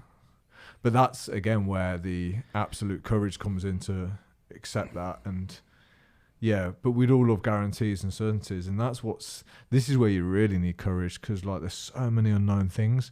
And I've noticed this. I'm starting to see all these kind of, like, dots being joined. Like, whenever there's a decision to be made where you don't know the outcome, that's when you need to be your bravest. Yeah. And also, the hardest situations in life are the ones you ain't got no control over. Yeah, aren't they just? Which is a lot of life. It's so much more than what we think. Yeah. I had a little girl and she was in the intensive care unit for months. Right. And you sat there and you're like, I've got no control. It's a waiting game, Hopefully she gets better. And you just like, it's the most vulnerable I've felt. Ever, probably. Because I couldn't do anything about it. Do you know what I mean? If something's fallen apart in your life, you can kind of do something about it, can't you? At least you can put some effort in to do something about it. But you can't do anything then. You just watch. You just watch these other people saying, yeah, I think she'll be all right. She's doing all right. Yeah, I can't do anything. I can't do anything. And that was the hardest challenge I've had. I've had some tough challenges, like all of us, but you think, nah, this is difficult. Do you know what I mean? Yeah, and it comes with such weird things. You're looking around at all the other people in there, and you almost feel real sorry for them as well. It's weird. All sat next to these beds, you're like, oh God, poor woman crying over there. And then when you go, which is amazing, I felt this guilt. Do you know what I mean? Like, we're going, like, that's still here. It was a weird feeling for me. It was like, God, I feel bad that we're actually moving out of here and you're all still here. Yeah, I think there's a certain amount of ignorance we need as humans to be able to survive and live in this world. Because if you were aware to all the suffering, you just would end it. You just would. You just couldn't handle it. So you have to be ignorant to a degree, I think, because I know a lady who's doing a lot of charity for kids, and she's had to give it up because every day she was faced. Same with the police force. Apparently, they do 10 years in like the paedophile stuff because it's like they can't continue to see that. And then they get out. Yeah, and then they have to get out and they have to have therapy every week. Yeah. And do you know what I mean? You can't unsee what you've seen now. You can't. It's the danger of ayahuasca, by the way. Yeah. Or any of those drugs, you see something you're not ready to see. What was it? Jordan Peterson said, "Be careful of wisdom you haven't earned." Yeah. Go see some of that. You don't want to deal with it. But yeah, I couldn't handle it. I'm not afraid to say that. I hated it in there. I would literally go in there on my own. 10 minutes. I'd hold her hand a little bit, and then just go. Couldn't handle it. Yeah. Couldn't handle all the beeping, the buzzing. All the other parents, the emotion in that room for a lot of them. With this, probably I would consider myself really skilled. Emotionally, mentally. No, I get it. I know. Couldn't handle it. It was a weird scenario. Sure, I can imagine, man. It's weird. I couldn't even let anyone come. When Benson had to be put down, I wouldn't let anyone come with me. No, animals is flipping terrible. Well, because I knew I'd be an absolute mess, and I was. But I just didn't want anyone to see me like that. But like you said, if we knew all these things that come with it, would we do it? And that's an interesting question. Would we do what? Anything we open ourselves up to, I think that's quite big, comes with the risk of a huge amount of pain. Sure, I'd say to the degree that you love it and value it is to the degree that it can fuck you up. So relationships. Sure, man. We can say this could be really painful, so I'll avoid that. Because or we can say, it's worth the pain. What's that saying? Find what you love and let it kill you. Be willing to die for it in a sense. Yeah. Yeah. I don't think that means like find what you love and like just kill yourself. Yeah. I think it's like, no, I think you will. And I think we're talking about relationships a lot, which is weird for me and you probably. We don't normally talk about this, but I think that's sometimes you almost die over and over again sometimes in that kind of thing, in a nice way, in a good way. Do you know what I mean? As the relationship evolves and changes and so on. Yeah. And I think you open yourself up to a lot of, you say conflict, sometimes a lot of pain. But that's not a bad thing. That's like having kids. You have a kid and it's like, this is amazing, but it opens up this new world of like, God, you know, it can be quite, well, in that situation, you're like, God, I didn't want this. Do you know what I mean? It's quite painful. Yeah, kids are a great example. But you open yourself up to that. Sure. You can't have the one without the... No, that's it. You can't have one without the other. I think kids, because like I think sometimes like some of my mates, for example, like they haven't always planned the family that they've got, right? So it's kind of like they've been thrown into it, which has made it a bit easier sometimes because it's negated all the thoughts about am I capable of being a dad. But I think with a kid, it kind of like you get time to adjust as they get a bit older. Relationships sometimes a bit more deep end stuff. Like you have to deal with things up front. You kind of have to know yourself well before you get into a relationship. And if you don't know yourself well, you will. They'll teach you. Yeah. You will end up knowing yourself, or if you want to. Yeah. Really well. Well, as I'm not a parent, so maybe you can answer this, but I feel like they would educate me along the way and I would learn along the way. I don't feel like you always have time in relationships to do that, especially at 38. Yeah, I suppose the pace might be slightly different, yeah. I think so. Just becoming a parent, I find that quite difficult. And you feel bad about saying that because then people don't say that. If you look at Facebook, generally it's everyone's having a great time, isn't they? And parenthood's the best thing on the planet. And it is. But I find it tough. And I felt guilty for finding it tough. You know, I felt, there's all these fears again. Am I going to be good at this? Am I going to really am I any good at this? What was the hardest bit? Because you've already mentioned your ability to want to just go off and do things when you want. Was that some of your freedom was taken? Apart from not being able to get out of the house in 5 minutes. I can imagine that could be quite stressful, yeah. What was the hardest bit? Or what is the hardest bit? I suppose it is it's this added thing, and it's amazing. It's, and every parent, it's amazing. You got to put that in first, because it is. But it's just almost another little whirlwind in your life, isn't it? Who needs you? Yeah, well, yeah, they need you, that's for sure. They need you. They do need you. They can't survive without you, can they? No. I can't just go to my little boy, he's 3 years old. I'll go out, I'm in here today. You just wander around Leamington, you'll figure yourself out, won't you? You can't do that. That sounds stupid, but they need you for a long time. And so you've got this but this thing in your life that needs you. And you can't just step away from it. I mean, you can. People probably have. But do you know what I mean? It's like, you need me in your life. Yeah. And there's this air of responsibility that suddenly just smacks you in the face. And it's amazing, like we were talking about. The most amazing thing. But you're like, wow, I'm responsible for another human being. Is that not what I was just responsible for myself. Yeah, I get that. But is that not what makes life worth living now? For you, the fact that... Does it make it worth living? Yeah, versus having no responsibilities. Like, does that not have a shelf life? I think it probably does. It's a good question, yeah. Really good question. Because I think given the choice between responsibility and not, we'd most likely want to pick no responsibility. We think we do. Yeah, that's what I mean. Until we get it and you go, actually... Now I know what I would die for, and it's these kids. It's the fear of responsibility. I think a lot of us fear responsibility, don't we? Yeah. I mean, just look at work. We don't, most people, not everyone, some people love responsibility. But I think a huge amount of us will fear, why can't more people make a go of their businesses? Lots of reasons, huge amounts. But I think also there's a lack of responsibility. I noticed since having a team, it's very easy to manage them by abdication, just crack on, rather than delegation, let's work together. Because you don't like the responsibility. You want to get rid of the responsibility of the task. Yeah. Do you becoming a business owner, you take on a lot of responsibility, don't you? You do, yeah. Many different things. The menu coach. Just the responsibilities if you've got team members or whatever. So I think we fear responsibility. And I think that was the thing I found hard. It's actually interesting you brought that up. When it first came about, I was like, well, this is forever, isn't it? and it's amazing. If anyone's listening to this thinking, God, you know, it is amazing. And you wouldn't change it for the world, but let's not pretend it's the easiest flipping job on the planet like some people do. And I think, again, as a man, and women, of course, but as a man, I think when I speak to men sometimes, they will admit that parenting is not easy. Mm-hmm. And that is a big part of why they're struggling.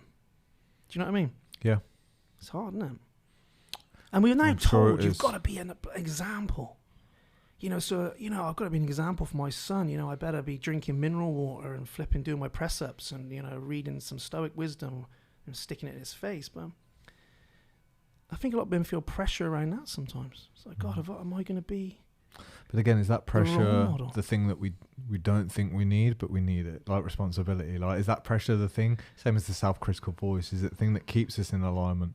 So yeah, do I want the pressure of being an example all the time? No, but fucking this is life and you don't get a choice. I think, yeah, I suppose I'm saying the type of example you are. Yeah. There's a certain, sometimes you spend enough time on the internet, there's a certain kind of example you need to be. Sure. Well, I wonder what will happen to these kids, though, in the future who's got the overbearing parents who want them to follow in their footsteps and be really healthy. And I wonder it'd be interesting to see where they end up in 20 years. But is that a good thing?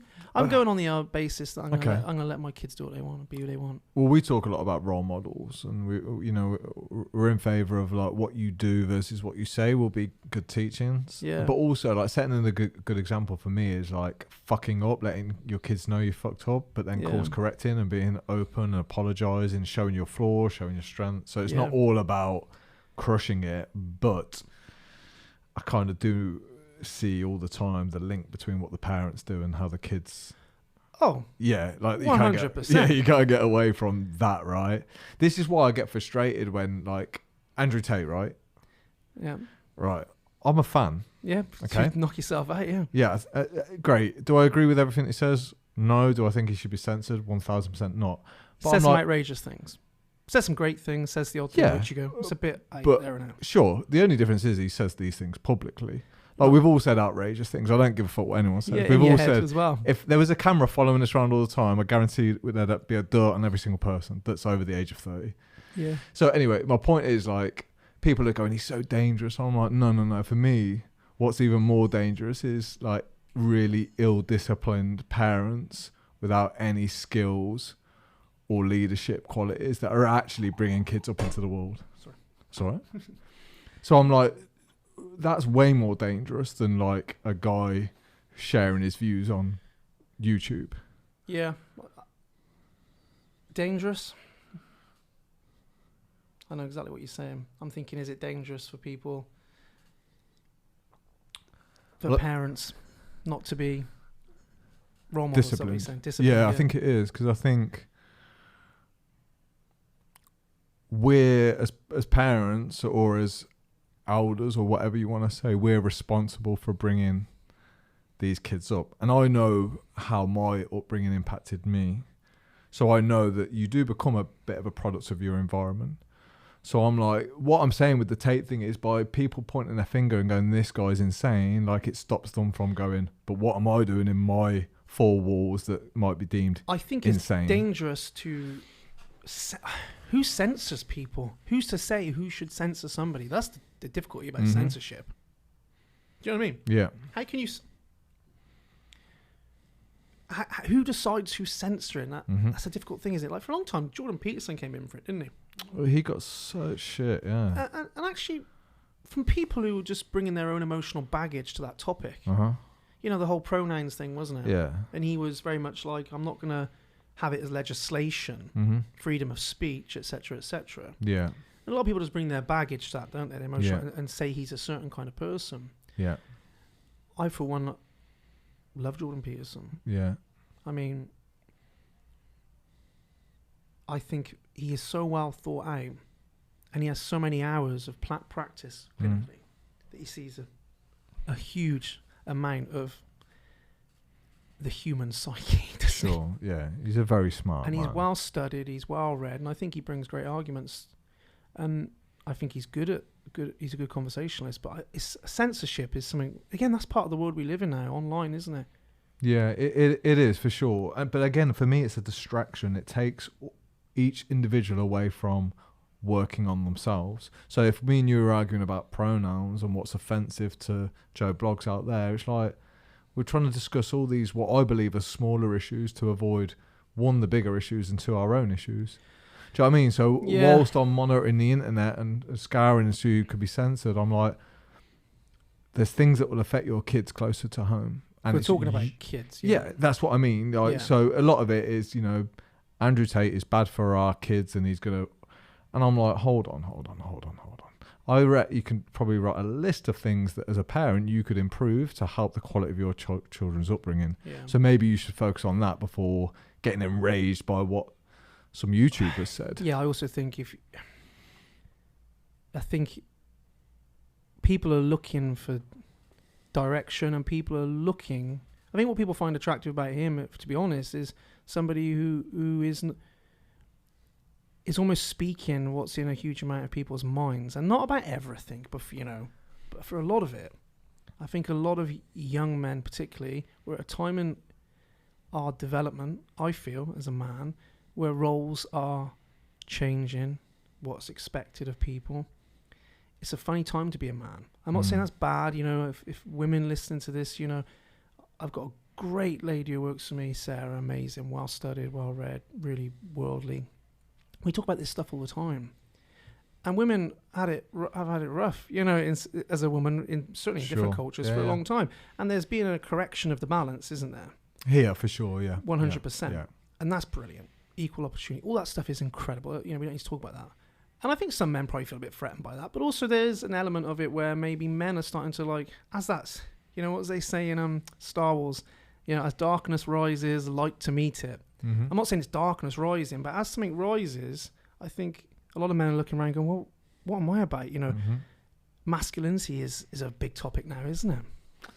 It is. And it's like, what's masculinity? Is it toxic? Is it this? And I think men are trying to figure out where they're at. Sure. As a sex, so to speak, you're like, where am I at? Like, where am I at now? What's expected? And it's going to be different depending on your relationships, etc.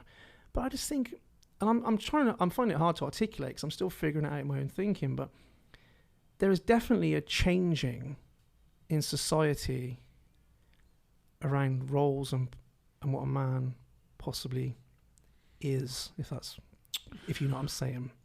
And I think a lot of men are missing direction more than ever, and third places more than ever, and purpose and meaning more than ever. And I think a lot of that comes from this swirling of what you can say, what you can't say, what you can do, what you can't do. So it's a real shift, I think.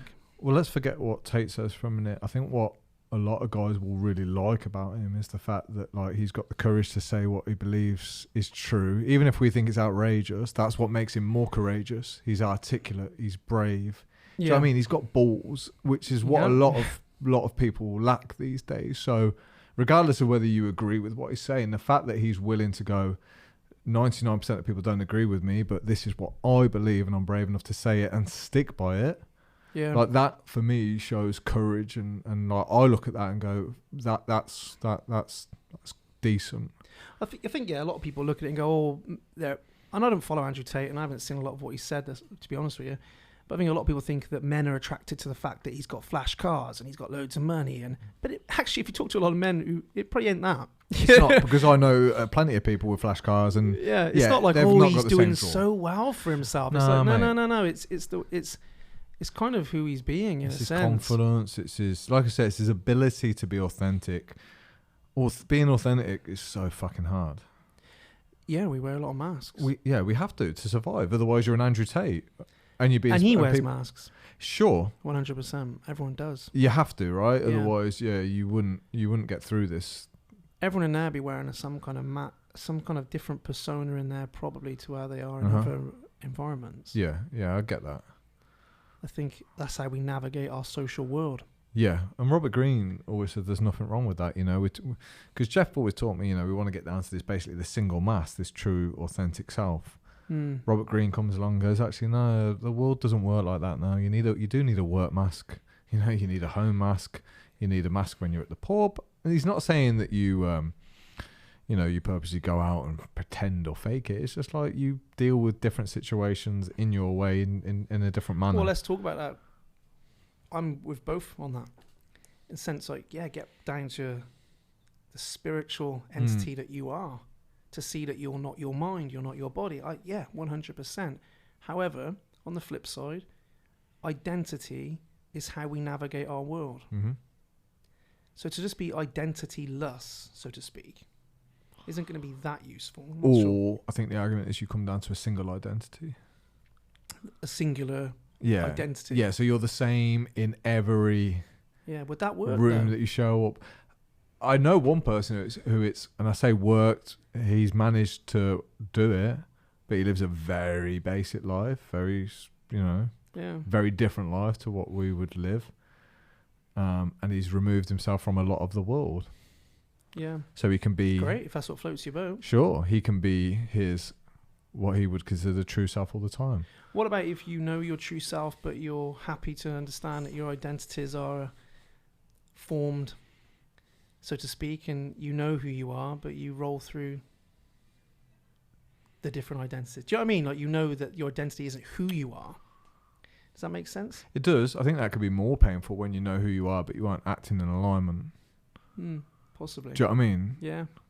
Or on the flip side, I suppose, surely I suppose just understanding the difference possibly between roles and identity as well. Yeah. Like, we all have different roles in our life, don't we? We do. I think certain roles can maybe take us closer to who we are or further away. So I notice a lot of pain and depression in my life when I'm doing things that aren't in alignment with who I want to be.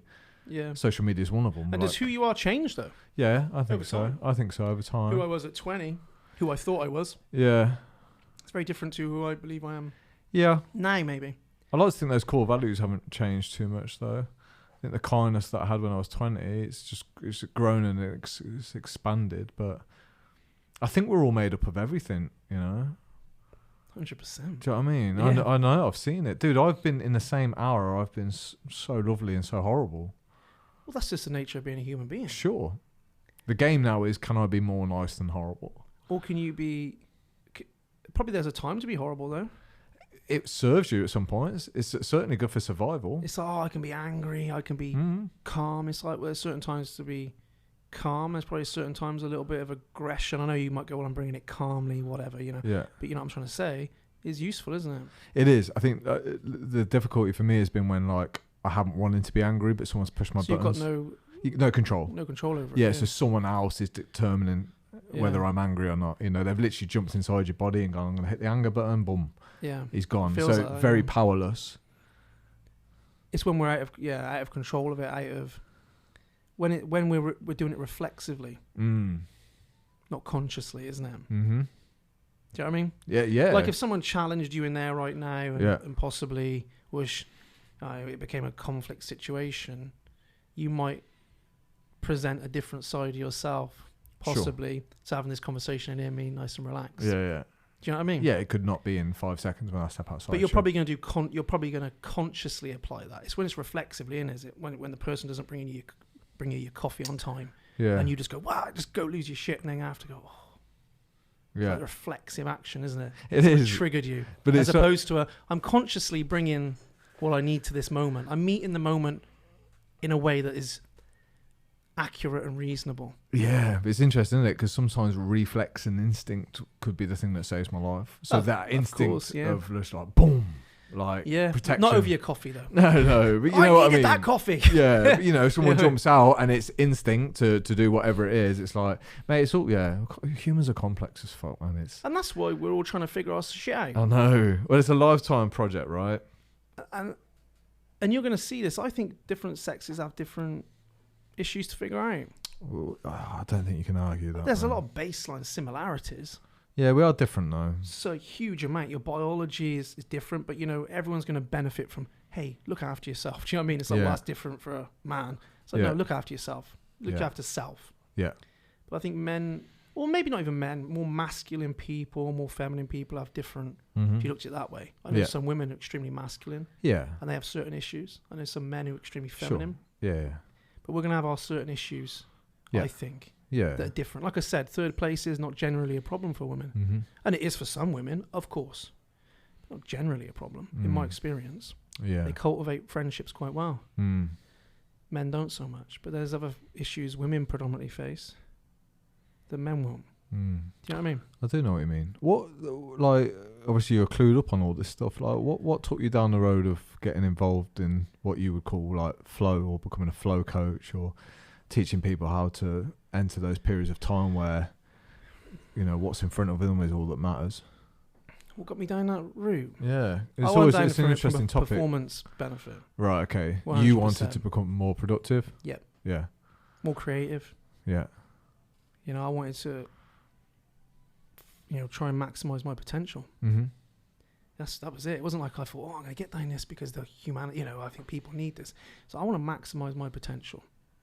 Then when you get into it, you realize, like, well, actually, it's not just potential in a work. You know, we think of flow like writing a book or something, you know, get into flow. But actually, imagine a date or a day with your mate where, you know, you're solely there. You're All like immersed. this. Yeah. This that. is flow, right? Yeah, I'd say I haven't thought about anything else Yeah. since I've been sat Yeah. here. No, I've been fixated on the I've been convo listening too. to the conversation. Mhm. I'm sure we've both been a little bit, you know, Mhm. occasionally, but generally we're immersed in it. Well, how long's gone? 1 hour 35.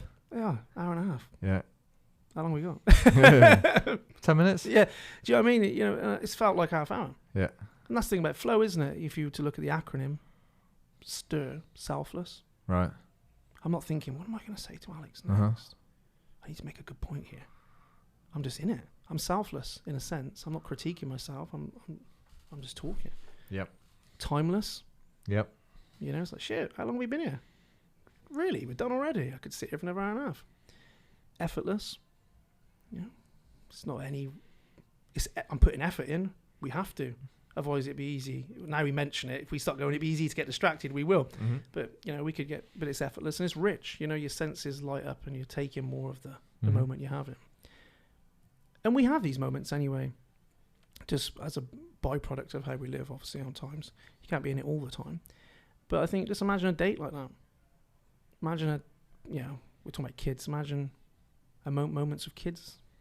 Imagine, you know, in the gym and that happening.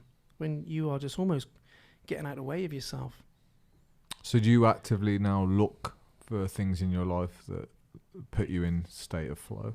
I don't think it's bad to chase it.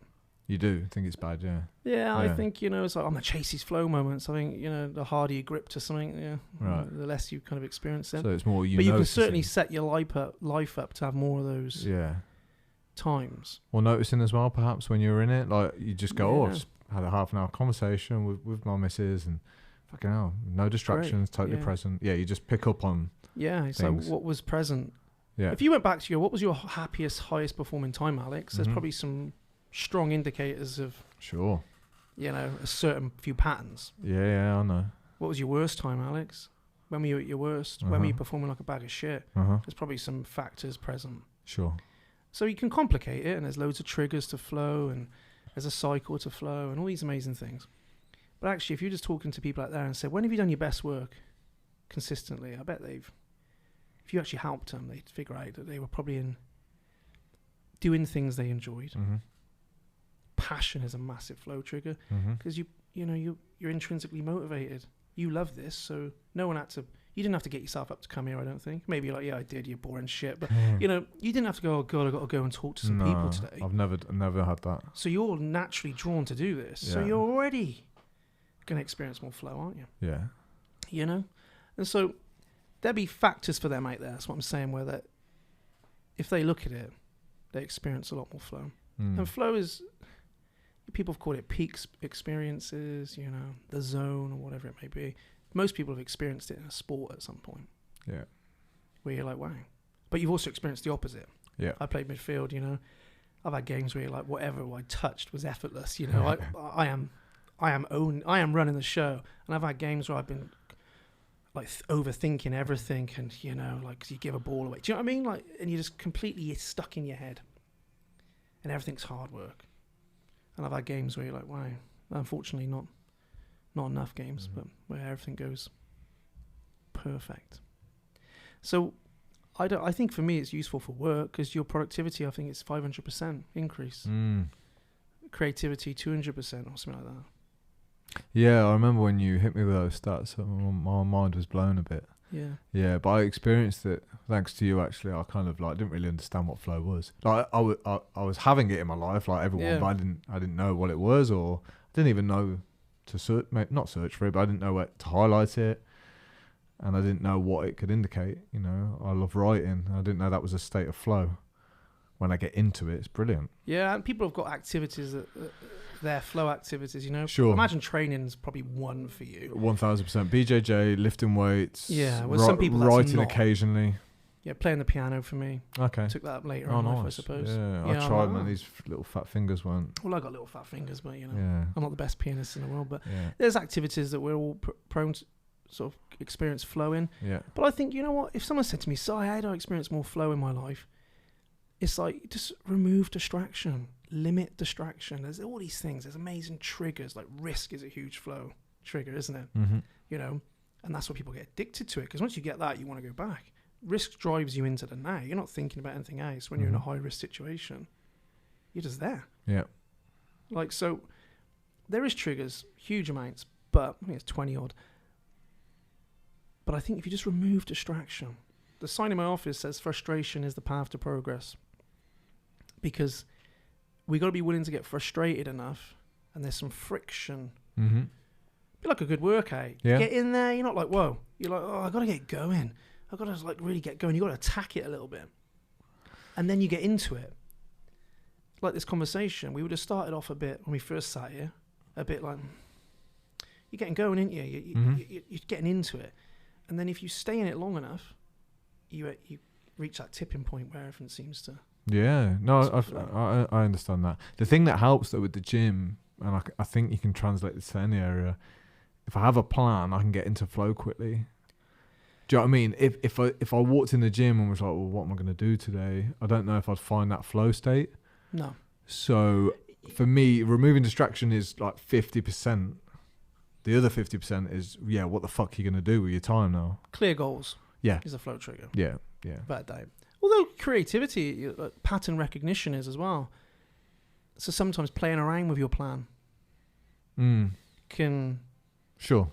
But you're right, we need a plan. Mm-hmm. What you might call micro-stepping, which is why a gym program is micro-stepped, isn't it? Yeah. In many ways. You don't go in and go, well, I'm going to train legs, that's my goal. And now I'm going to make it up. You probably know I'm doing 4 sets of this, 12, whatever. Yeah. Absolutely. So it's micro-stepped. I just know what to do. You don't have to think. You just go, I'm there.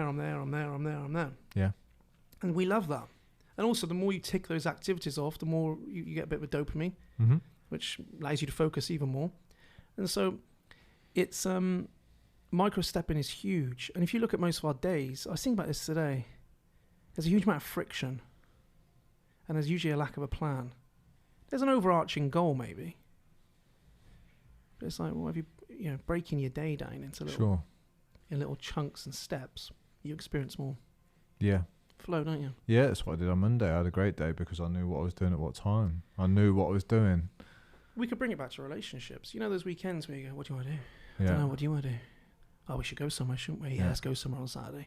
Saturday arrives, no plan. What should we do? I don't know, what do you want to do? Oh, we could go there. Oh, we could go here. We could go there. We could go here. 3 hours later, you're like falling out and you're not going anywhere. Yeah. But if you have a plan, and you don't have to both break the, but if you go, well, I've organised it, I've sorted it, it flows. It does, yeah. You want to leave enough room for spontaneity too. That's the balance, right? Because some people get OTT and they're like, we're leaving the house at this time. Yeah. We're going to go here at this time. Yeah. So I get that. But so off the back of all, everything you've been doing, what's next for you? Well, I've got to get my book out. Yeah. What's the book about? It's about how to be less shit. Okay. Yeah. That's the title. Yeah. And it's Is that the title? How to be less shit? I like it. And it's really about when life is shit. Yeah. How to be less shit. Yeah. And I know it sounds a bit like there's books like how to be amazing, how to be awesome. I just felt like, you know what? I've got this little motto with people. It's like, I have to be brilliant. I have to be my best self. It's like, you just probably need to be a little bit less shit at things. Yeah. And if you do that over time, you'll get good. Sure. And I also like to think there's no problem with being shit at things. Mm-hmm. Like, we're afraid of being shit, aren't we? It's the thing that stops us from getting good, yeah. And also, last year was a tough year for me. Yeah. I was dealing with some stuff. and I was writing it, and it was almost a roadmap out of my own shit. Yeah. It was like as I was writing it, I was figuring out my way out of this shit. Yeah, I get that. And I think if someone's walking through here and they're struggling, there's books on lots of different topics. Here's how you get grit. Here's how you get this. But I just wanted it to be a book of like, you just follow these steps. I'm big on steps. You know this, like having a mapped out series for people to follow. And I think they can pick it up and go, oh yeah, life's life to me. And this is my way out. You know what I mean? My way through, should I say. Yeah. I've just got to follow these steps. And it works on 3 things, really. Figuring out who you are and where you're going. Getting hold of your energy. Most people are burnt out. And lasering your focus on useful things. If you looked at 3 pillars. But hopefully it's written in a more of a... I'm guilty of being a bit teachery. I love teaching. Yeah. And I love breaking stuff down. But hopefully it's written in a more of a... what's the word I'm looking for? A style which is quite conversational, but... There's some story in there as well. There's hopefully some of the writing's a bit more feely and less do this. Yeah, well, I know you well enough. I'm sure I know it'll be good. You won't put out something that's not good. Well, it was ready at Christmas. Yeah. Last year was my big year. Dude, that book will never be perfect, just so you know. I know, but last year was my big year, right? We built the app out properly. Beautiful app now. Delivers all this stuff. It was amazing. It took a long time. We built all these systems in Unbreakable so we could increase our capacity. I was like, I'm going to roll out in January and I'm coming for 2023. Yeah. And then my dog nearly died. And then my wife pretty much nearly died. Then my little girl was like, this is not what I was expecting. Wow. I was meant to be like rolling all this out. So it took a bit of a delay. So I've got to flick through it, make sure it's good. And okay, I look forward to reading it, man. yeah, so that's what's next. Get it out there. So, final traditional Better Man question. It's quite a big one, this one, but I like this question. It's like, what do you now need to work on in order to become a better man? What a question. Thank you, man. Like I say, I save all good questions. Right. What do I need to work on to become a better man? Yeah. I suppose I'm working on my idea of what a better man is. Okay. Do you know what I mean? You mean defining it? And I'm just trying to figure out where I'm at this period in my life. Okay. What I want from here. Yeah. What my life's about. Like I'm as a foundational. Are you talking outcomes or like you? Me. Like, yeah, you. I'm talking about the way I live. Yeah. Like. Yeah. Foundationally, I know I've got a strong foundation, and I've spent a lot of time figuring myself out. Mm-hmm. Like you know that both of us have been doing this a long time. Yeah. And I think I'm just starting to go, hang on, in my external world, you know, what do I want for the next decade of my life? I knew what I wanted for my 30s. It was all about work. Now I'm like, what do I want moving forward? And what is a better man? What is a good man? You know, what is that for me? What kind of man do I want to be now? I suppose I'm working on that and the involvement of relationships in that. Mm-hmm. And social circle. You know, building that. That's probably where we spoke about it. I'm working hard on building my relationships is where I think I'm heading, and how I communicate, and how I show up there. That's probably the next decade. But then I'm very much like, oh well, you know, in a couple of years I might have changed course, and I'm okay with that. I like to roll with my life a little bit. Mm-hmm. But that's me figuring out, like, well, what am I doing here? Life's changed a bit, you know. So I'm figuring that out. Well, what about you? Do people ask you that? What am I working on? Yeah. What do you think you need to work on? Similar to you now. I kind of feel like the physical world is not conquered, but like, you know, I've climbed the ladder. I've got my stripes in the physical world from 100%. Yeah. So it's all about now.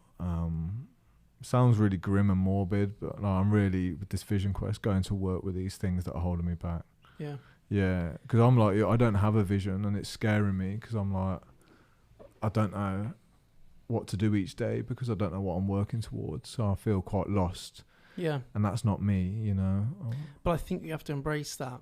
Sure. I've reframed it. That. It's okay not to know the answers. I read this great book about a lion tracker, and he's like, part of the gig with being a lion tracker is like, you know, you walk in the area that's as big as Switzerland in this nature reserve in South Africa. And he's like, you've got to be cool with not knowing what the fuck you're going to find. But he said, you've got to be aware with your eyes open. So I just feel like in a healthy way, I'm playing the patient game. I'm just waiting and listening to any messages that are out there. So I kind of feel like I know what doesn't serve me well. Now I'm looking at, okay, well, with all this time and space that you've created, what are you going to do with it? And I know we're kind of wrapping up, aren't we? But I think if your vision hasn't changed in your life, have we really made any progress? I agree. You have to define progress, but you have to have periods of being unclear. You can't always be clear. You have to get unclear. I agree. Like, how do you find yourself? Well, you find yourself when you get lost, right? Like, this is the great thing. Everything is polar. So no doubt without light, all this. Yeah. So it's and you're okay not to be chasing it because you need something. No, it's different now. You're like, what's next for me? I'm not quite clear yet. Yeah. And I think we've got to embrace that and just be like, this is part of the game. Yeah. You know, and I think as you get older, just shit changes. And as your business changes, stuff changes. And as you change, stuff changes. And it's like, I want this. I'm moving towards it. It's great. Yeah, what's next for me? Yeah. And figuring out that I think we've got to be comfortable in the unknowing. I think if you always need goals, that's a problem.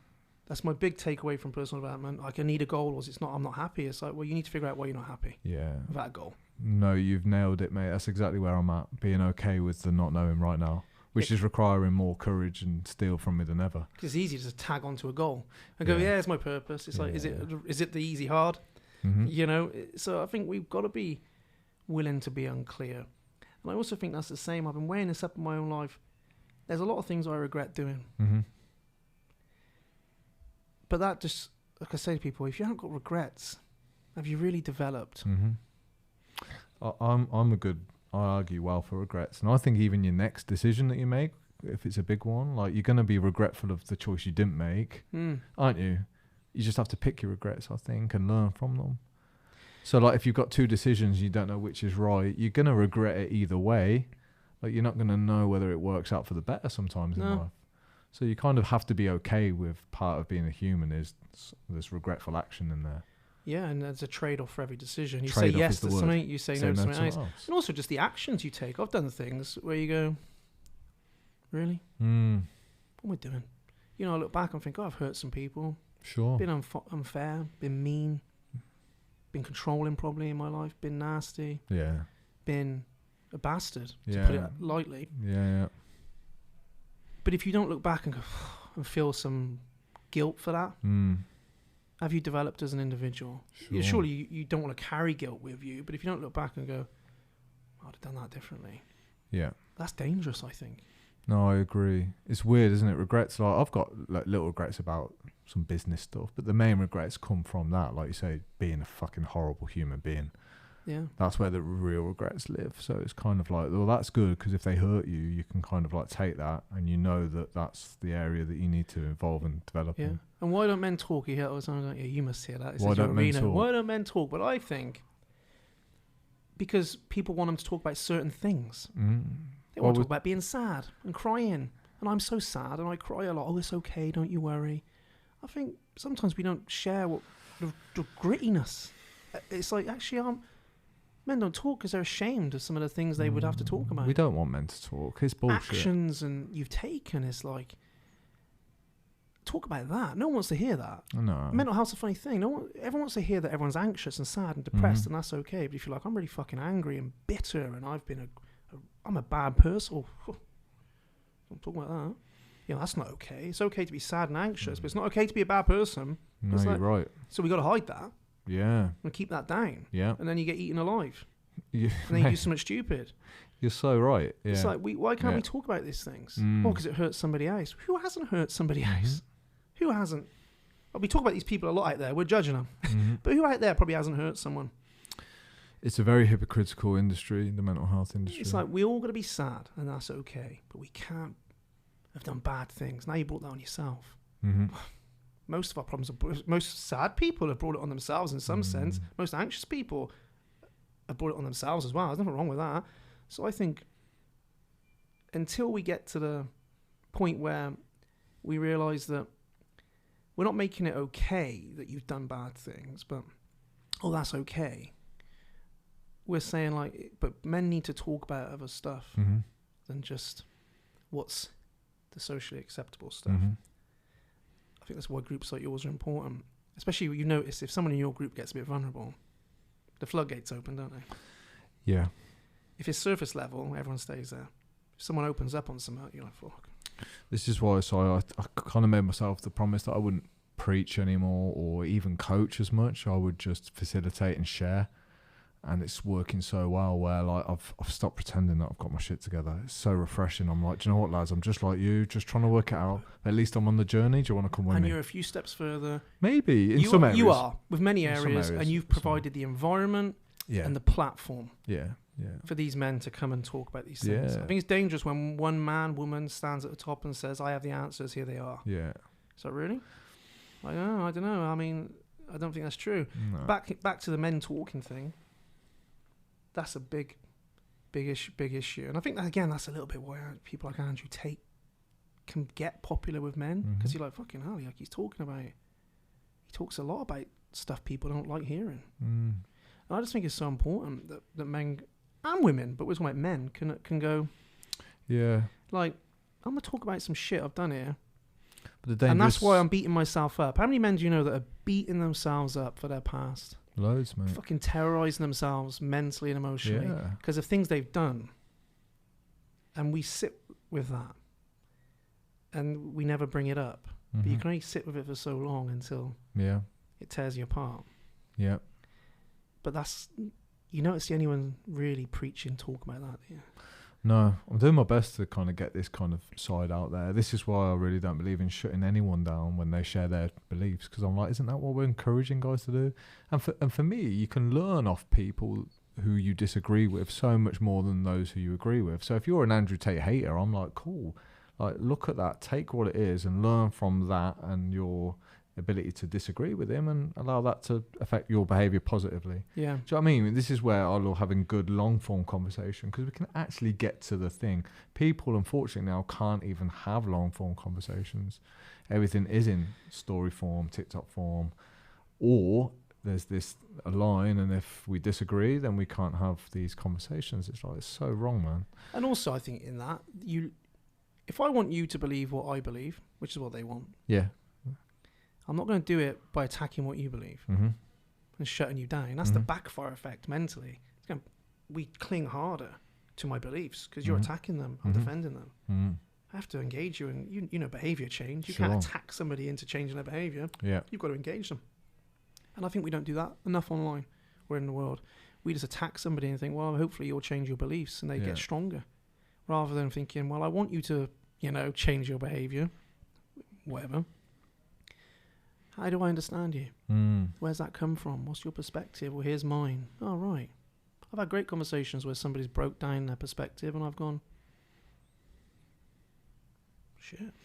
Yeah. Maybe I'm on the wrong path here. But you need to have those visits in the pub with those guys over time to really start to truly understand and bond and connect with them. Do you know what I mean? So trust. Yeah. But that's, for some guys, that could take 2 years. And that's where I believe you visit down the pub once a week with your mate for a beer. Like, that's where it begins. It's not always just you've got a 50-minute counselling session. Do you know what I mean? Sometimes, guys just will respond. They will open up after trust has been formed and built over a period of months, weeks, years. Yeah. So we kind of have to be aware of that. So although sometimes I feel guilty that I'm not doing enough, but I'm creating an environment for these guys to live in, and eventually they do start to kind of like be able to talk openly because they know we're cool. They know we've got their backs. Yeah, there's always no judgment in a sense. I mean, there probably is. There is a little bit, be for sure. Unjudged. Yeah, we know judgment, right? It's there. Yeah, but at the same time, it's a safe space. People hate the word safe space, but in a sense, it's safe enough for you to go, here's how I feel, here's what's on my mind. he is around man. Sure. Well, it's only safe because I say fellas, like, I fucking was with this girl and I just couldn't deal with the jealousy. You know, and they go, fucking hell, Alex is telling me all his demons, like, so I don't have to pretend to be perfect in here. No, I think that's like I said, it's when you get real conversation, it's not this, we need more, men need to talk more. They need to have more real conversations. Yeah.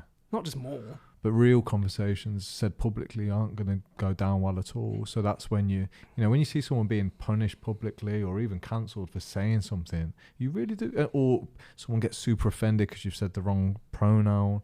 It really makes you nervous. So what do? You just go with inside yourself and you stop displaying what you think, feel, and what we're encouraged to do. It's like, it's backwards. It doesn't make sense. It's hypocritical. It's the message is mixed up.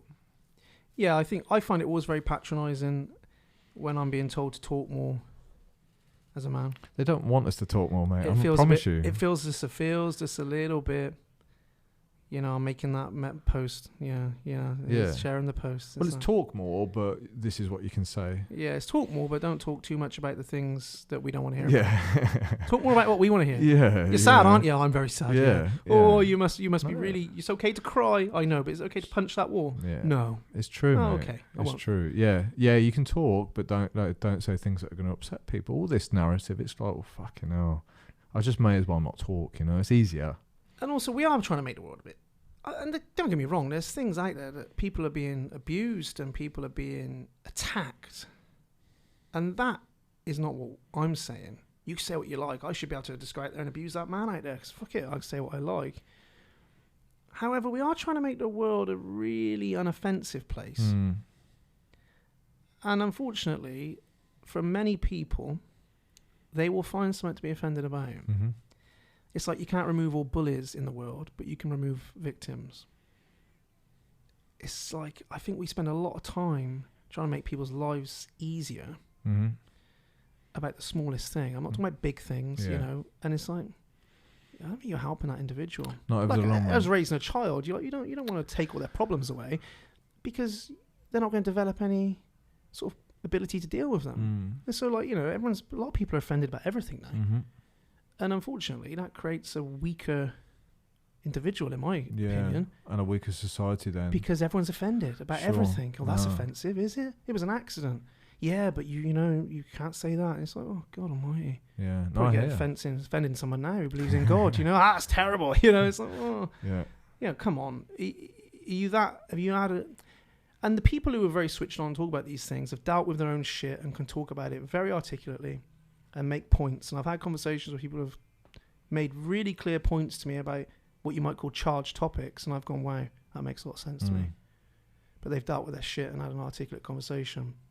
They're not people who haven't dealt with their shit, who are just just triggered by everything and basically unloading their emotional baggage on the world and expecting the world to go, okay, I'll deal with that. That's what a lot of it is. Yeah, no, you're very right. People who've got their own shit together don't really get offended by all the noise that's going on. But they may make very valid points and explain, like, hey, when you do that, you know, we've gone through this or this has happened. You're like, actually, that makes a lot of sense to me. Yeah. I'm smart enough to listen.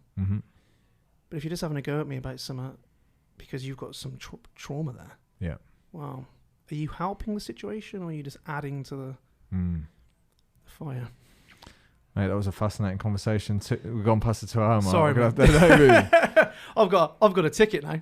Oh shit, you got 2 hours? I'm not worried. Dude, that was amazing. I just hope it's all come out all right. Was it what you were after? To be fair, mate, we just chatted along, didn't we? Yeah, still recording, by the way. We're still recording now, brilliant. But I'm going to press stop now. Mate, thank you. Appreciate you coming over and your time. I love talking to you, man.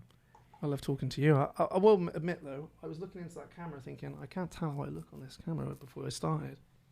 Can't tell what? How I look on the camera. Is that the camera? That's the camera. That's what you'll see, yeah. You look smart, bro. Should have just henched up a bit. No, you look good, man. That's so good. Look at my bald head, bro. Anyway, I'm going to hit stop, mate. Thank you. Yeah, go on. Go steady.